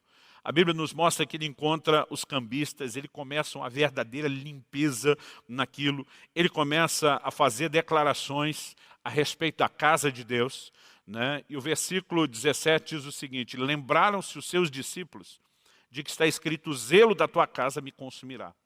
Depois de Jesus fazer aquela limpeza, né, com os cambistas, com os vendedores dos animais para o sacrifício, o verso 18 diz assim, perguntaram-lhe, pois, os judeus, que sinal nos mostras para fazer essas coisas? Né? Tipo assim, qual o sinal que você tem que nos faça acreditar que você tem autoridade para tentar mudar o que está acontecendo aqui? Verso 19, Jesus lhe respondeu, destruí esse santuário e em 3 dias o reconstruirei. Né? Qual foi a resposta deles? Replicaram os judeus, em 46 anos foi edificado esse santuário, e tu em 3 dias o levantarás? O verso 21 diz, ele, porém, se referia ao santuário do corpo. Quando, pois, Jesus ressuscitou dentre os mortos, lembraram-se os seus discípulos que ele dissera isso. Creram na Escritura e na palavra de Jesus. Quando Jesus está falando de destruir esse templo, ele começa na perspectiva do templo físico, porque é o templo que ele está limpando. É de lá que ele expulsou os cambistas e fez a limpa com os mercadores. Agora ele diz, qual sinal, né, você demonstra para nos fazer acreditar a autoridade que você tem? Diz, destrói isso. Em 3 dias eu levanto um novo templo. Mas a Bíblia mostra que agora ele está se referindo ao seu corpo. Por quê? Com essa mudança da nova aliança. Com o ser humano nascendo de novo, né, se tornando agora a habitação de Deus. Nós precisamos entender a perspectiva correta. Em 1 Coríntios, no capítulo 3, no verso 16, a Bíblia diz que nós somos santuário de Deus, né, santuários do Espírito. Efésios 2 diz que nós somos morada de Deus no Espírito. Deus não precisa mais de um lugar, porque veio fazer habitação em mim e em você. E aqui, justamente, quando nós entendemos o que essa mudança de tempo está proporcionando, que é justamente uma mudança no formato da adoração, no lugar da adoração, isso começa então a nos empurrar para uma outra capacidade de entendimento. O livro de Hebreus, né, nos revela uma aplicação diferente da simbologia da adoração do Velho Testamento. A adoração do Velho Testamento era basicamente em cima do sacrifício de animais. Há um momento na história onde, a partir de Davi, a música começou a ser introduzida no ambiente de adoração. Mas ainda que a música tivesse sido acrescentada, e por um tempo, é por isso que Deus começa a anunciar, reedificarei o tabernáculo de Davi que está caído. Deus estava dizendo, isso não era para ter parado, isso voltará a ter um lugar importante. O livro de Hebreus, no capítulo 13 e no versículo 15, nos mostra que o sacrifício de animais mudou para o que a Bíblia chama de sacrifícios de louvor. Portanto, haveria um novo tempo, haveria um novo lugar, deixando de ser um prédio físico, e nós nos tornaríamos o santuário de Deus, o lugar da adoração, mas haveria também uma mudança de formato. E é importante que a gente consiga entender essa construção da revelação bíblica. Em Hebreus 13, 15, a palavra de Deus diz assim, por meio de Jesus, somente depois de encontrar com Cristo, da salvação, né, por meio de Jesus, pois ofereçamos a Deus sempre sacrifício de louvor, que é o fruto de lábios que confessam o seu nome. No entanto, ele inclui algo que eu quero chamar a sua atenção, porque a adoração nesse nosso novo tempo não pode ser vista apenas como o elemento da música.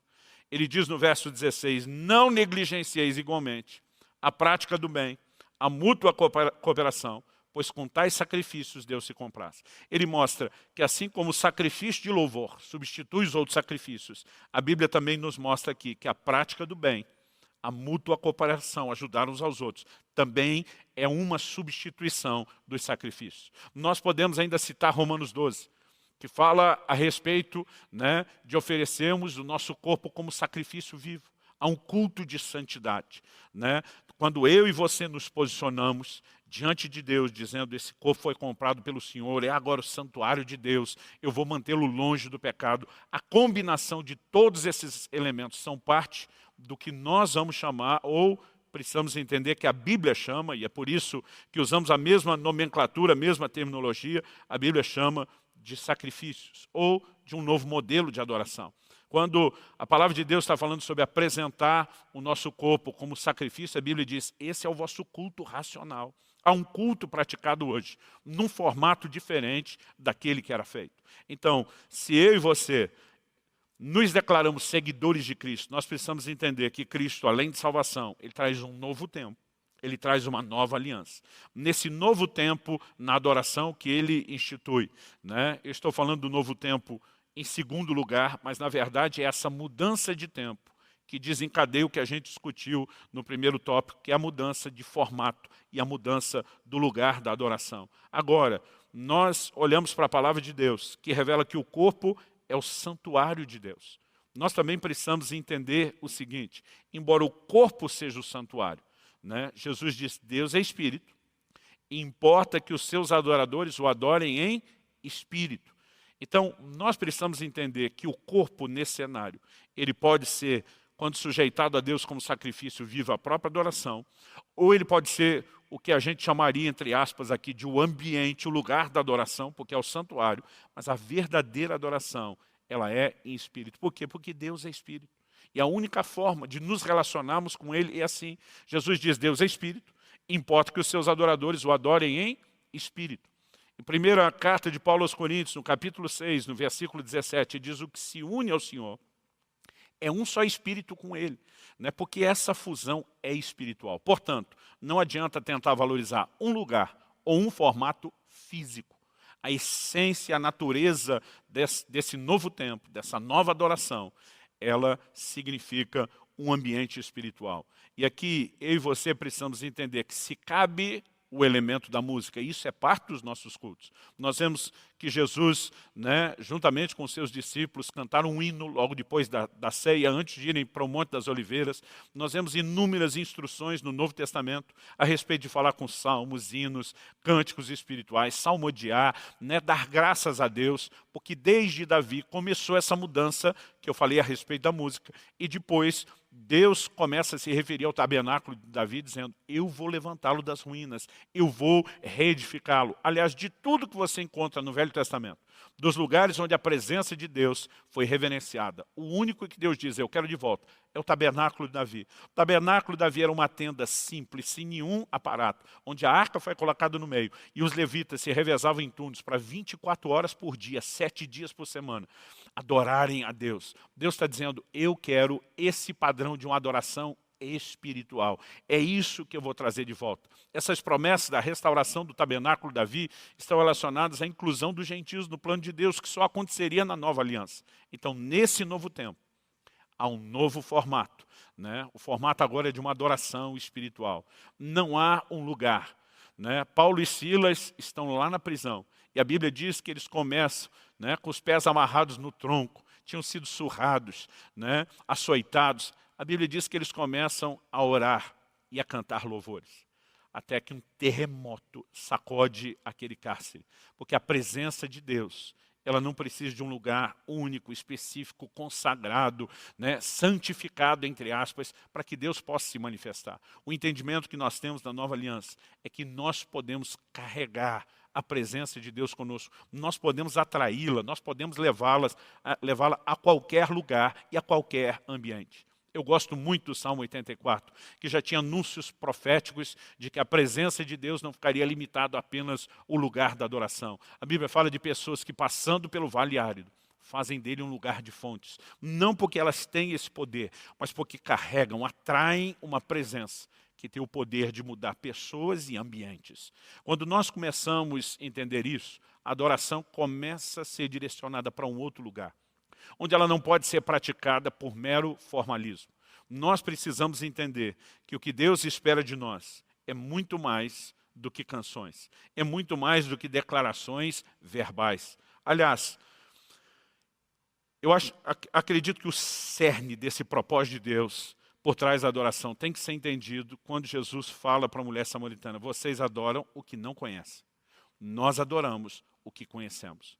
Em outras palavras, Jesus está dizendo que invalida a adoração de vocês não é mero e simplesmente o fato de que vocês estão no lugar e no formato errado, mas é que não existe conexão.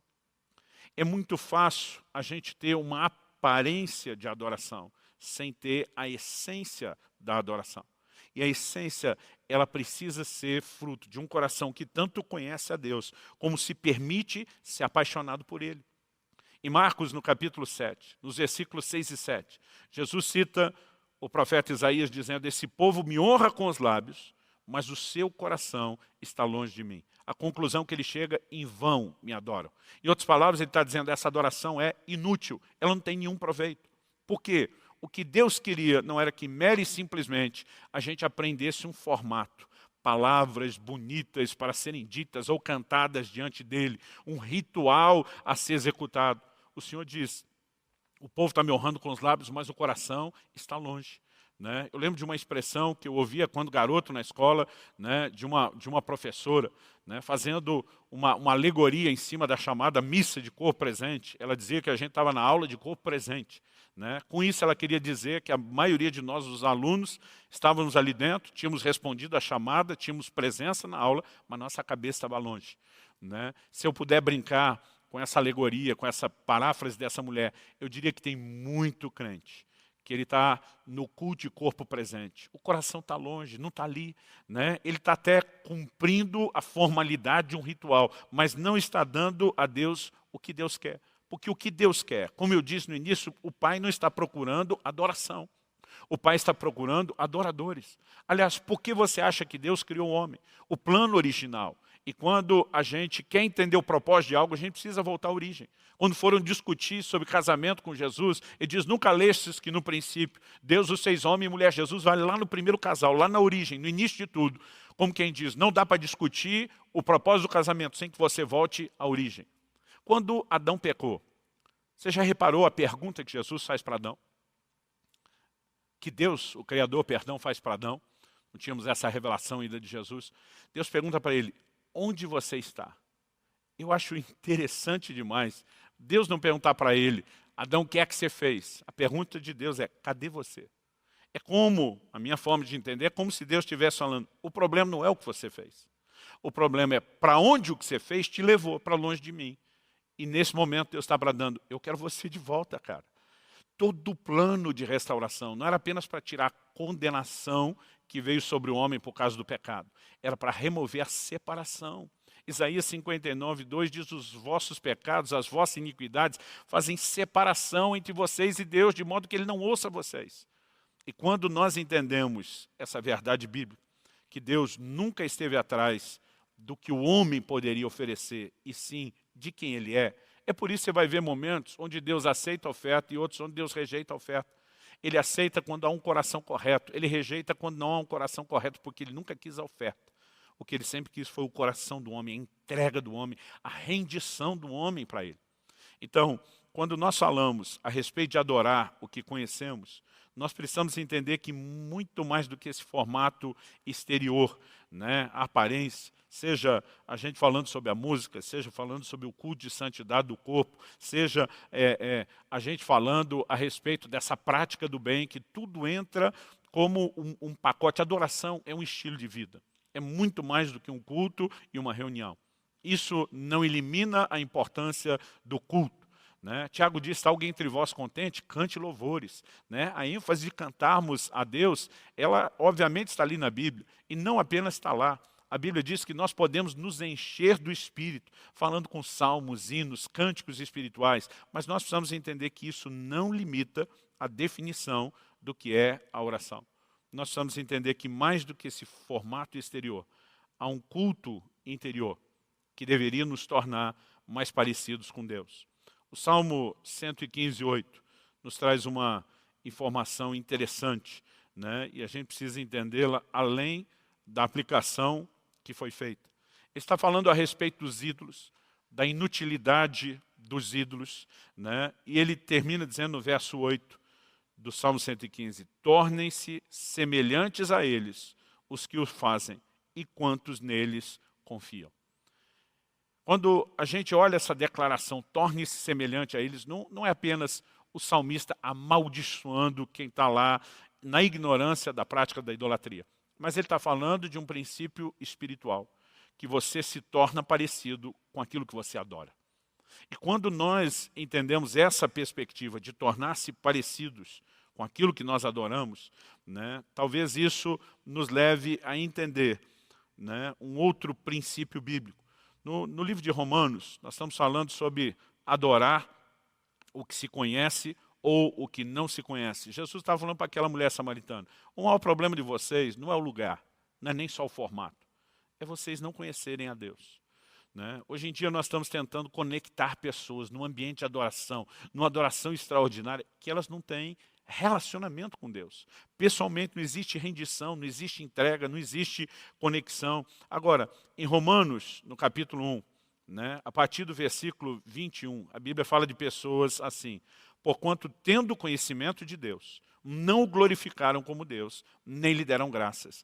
Antes se tornaram nulos em seus próprios raciocínios, obscurecendo-lhes o coração insensato, inculcando-se por sábios, tornaram-se loucos, e mudaram a glória do Deus incorruptível em semelhança da imagem de homem corruptível, bem como de aves, quadrúpedes, répteis. Por isso Deus entregou tais homens à imundícia, pelas concupiscências do seu próprio coração, para desonrarem o seu corpo entre si.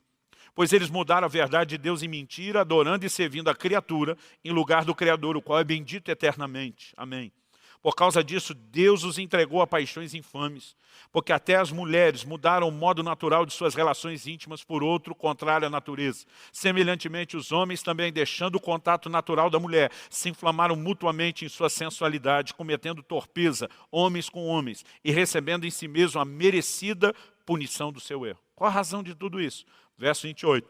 E por haverem desprezado o conhecimento de Deus, o próprio Deus os entregou a uma disposição mental reprovável para praticarem coisas inconvenientes. Quando nós cultivamos o conhecimento de Deus e por meio da adoração nós nos conectamos com Ele, nós podemos ser moldados de acordo com a presença de Deus. Mas quando rejeitamos o conhecimento, enveredamos para qualquer formato de adoração diferente, em vez de nos tornarmos parecidos com Deus, estaremos debaixo de sentença, de juízo, de nos tornarmos semelhantes àquilo que adoramos e valorizamos. E, obviamente, se não é Deus a quem nos conectamos, a capacidade de reproduzir a sua semelhança, a transformação em quem Ele é, ela acaba sendo comprometida. Eu acredito que o maior desejo de Deus, né, para mim e para você, não é apenas que nos cultos, né, sejam esse formato e modelo de culto, né, que estamos praticando nesse momento, à distância. E eu quero mais uma vez repetir uma frase que nós temos dito aqui desde o início da pandemia: não assista ao culto, cultue. Mesmo em casa, ore, adore, busque a Deus, procure organizar o ambiente, prepare um horário certo, né? Não dê simplesmente para depois assistir a gravação. Pode ser um recurso onde você, naquele momento, faça isso, sim, mas se organize, né? Volte o seu coração, prepare o ambiente. Eu tenho dito para alguns, você, em vez de simplesmente só permanecer, né, de pijama e debaixo da coberta, poderia se arrumar, poderia se organizar e naquele tempo dizer: eu vou dar culto a Deus. Tem muito a ver com a condição do coração. E quando nós entendemos e começamos a praticar isso como uma extensão do conhecimento de Deus, de um Deus com quem queremos ter comunhão, né, intimidade, as coisas, elas são diferentes. Eu estava falando de você se tornar semelhante ao que adora, né? Isaías tem uma visão, uma revelação dos serafins diante do trono de Deus, proclamando: santo, santo, santo é o Senhor dos exércitos. Falamos disso logo no início. Diante daquela revelação, do conhecimento, do entendimento da santidade de Deus, Isaías enxerga a sua própria falta de santidade. Ele olha para si e diz: ai de mim, eu vou perecendo, eu sou um pecador. E no momento que ele admite que está faltando semelhança entre ele e aquele que é adorado, um anjo de Deus pega uma brasa do altar, né? Ele diz: eu sou um homem de lábios impuros, habito no meio de um povo de impuros lábios. O anjo pega a brasa e vem tocar exatamente na boca do profeta e diz: tua iniquidade foi tirada. Sabe o que Deus está dizendo? Você pode se tornar santo, como o conhecimento da minha santidade que você está tendo nesse cenário e nesse ambiente de adoração. O conhecimento de Deus nos leva a uma adoração maior. A prática da adoração multiplica de maneira progressiva o conhecimento de Deus. E esse entendimento vai produzir na minha e na sua vida a transformação. Um dia alguém falou: pastor, como eu posso saber se ao longo da minha vida eu estou adorando a Deus direito? Falei: é só checar se você está crescendo espiritualmente, sendo transformado ou não. Em Efésios, no capítulo 5, ele fala de deixarmos as práticas erradas de pecado. E ele diz que em vez de nos embriagar com vinho, nós temos que nos encher do Espírito. E aí ele começa a falar da adoração como um meio através do qual a presença de Deus, né? Nós temos uma declaração na Bíblia que Deus habita no meio dos louvores, né? Não quer dizer que Deus está num ambiente ou outro apenas. Ele é o Deus onipresente, Ele está em qualquer lugar, mas a manifestação da presença dEle é nesse ambiente de adoração. E quando nós começamos a nos entregar a ela, nós seremos preenchidos por Deus. Então a adoração vai dos cânticos, a prática do bem, né? Falamos dos formatos de sacrifício, o culto de santidade do corpo, mas isso precisa ser tanto resultado de um conhecimento de Deus, como a decisão de crescer no conhecimento. Esse é o cerne do que não se pode perder. Não é apenas cantar por cantar, né? Tem pessoas que elas estão focadas na música. E eu me aborreço quando alguém fala: não gostei da música que cantaram hoje, né? A vontade de dizer: já fiz isso no passado, e por acaso foi para você que nós cantamos? Nós precisamos entender a importância de nos conectar com Deus. Então, independente do lugar, independente do formato, não me diga você que Paulo e Silas, depois de açoitado, com os pés pendurados no tronco à meia-noite, estavam confortáveis, que estavam sentindo vontade de adorar a Deus. Mas há um anseio, uma conexão de conhecimento, há um anseio de proximidade, que eles simplesmente não conseguem não adorar. Se nós entendemos quem são os verdadeiros adoradores, gente que não está presa a um tempo que já passou, gente que não está presa nem a um formato e nem ao lugar que já passaram, mas que entende Deus é Espírito, pode ser adorado em Espírito, portanto, a qualquer hora, em qualquer lugar. Né? Eu não preciso de um lugar onde Deus está, eu posso atrair Deus em qualquer lugar. Esse entendimento, né, que nos leva a viver em intimidade e comunhão, e não apenas a aparência, vai nos colocar nesse lugar de preencher a busca de Deus por verdadeiros adoradores. E nós vamos descobrir que não é só a busca de Deus que foi preenchida e completa. Nós seremos preenchidos e completados pela presença de Deus de uma maneira extraordinária. Alguns já têm vivido isso numa medida e podem crescer. Alguns talvez ainda não descobriram o que é isso e podem descobrir e andar nesse lugar. Então fico aqui, né, o meu encorajamento e o meu apelo ao seu coração, que nós possamos ser a resposta dessa busca divina de verdadeiros adoradores, em nome de Jesus. Eu quero orar com você. Pai, eu coloco diante do Senhor a vida dos meus irmãos e irmãs. Cada um daqueles que nos acompanha nessa hora, ou mês depois, expostos a uma palavra gravada, eu oro mais uma vez que haja mais do que o entendimento de princípios. Que a Tua palavra comunique mais do que apenas instrução das mudanças da adoração ao longo da revelação bíblica e do que podemos ter hoje. Pai, nós oramos que de alguma forma corações sejam despertados, provocados para voltarem-se ao Senhor. Não queremos nos voltar a Ti apenas com um culto de lábios e um coração distante. Nós queremos nos voltar a Ti de todo o nosso coração. Nós queremos Te adorar em ambientes formais de adoração, como o culto presencial ou online, mas nós queremos Te adorar no dia a dia, num culto de santidade, na prática do bem, a maneira como nos conduzimos, que esses sacrifícios espirituais continuamente se desdobrem diante do Senhor. Eu oro em nome de Jesus. Que o Teu Espírito possa despertar o nosso coração para desejar essa intimidade, para desejar esse conhecimento de Deus.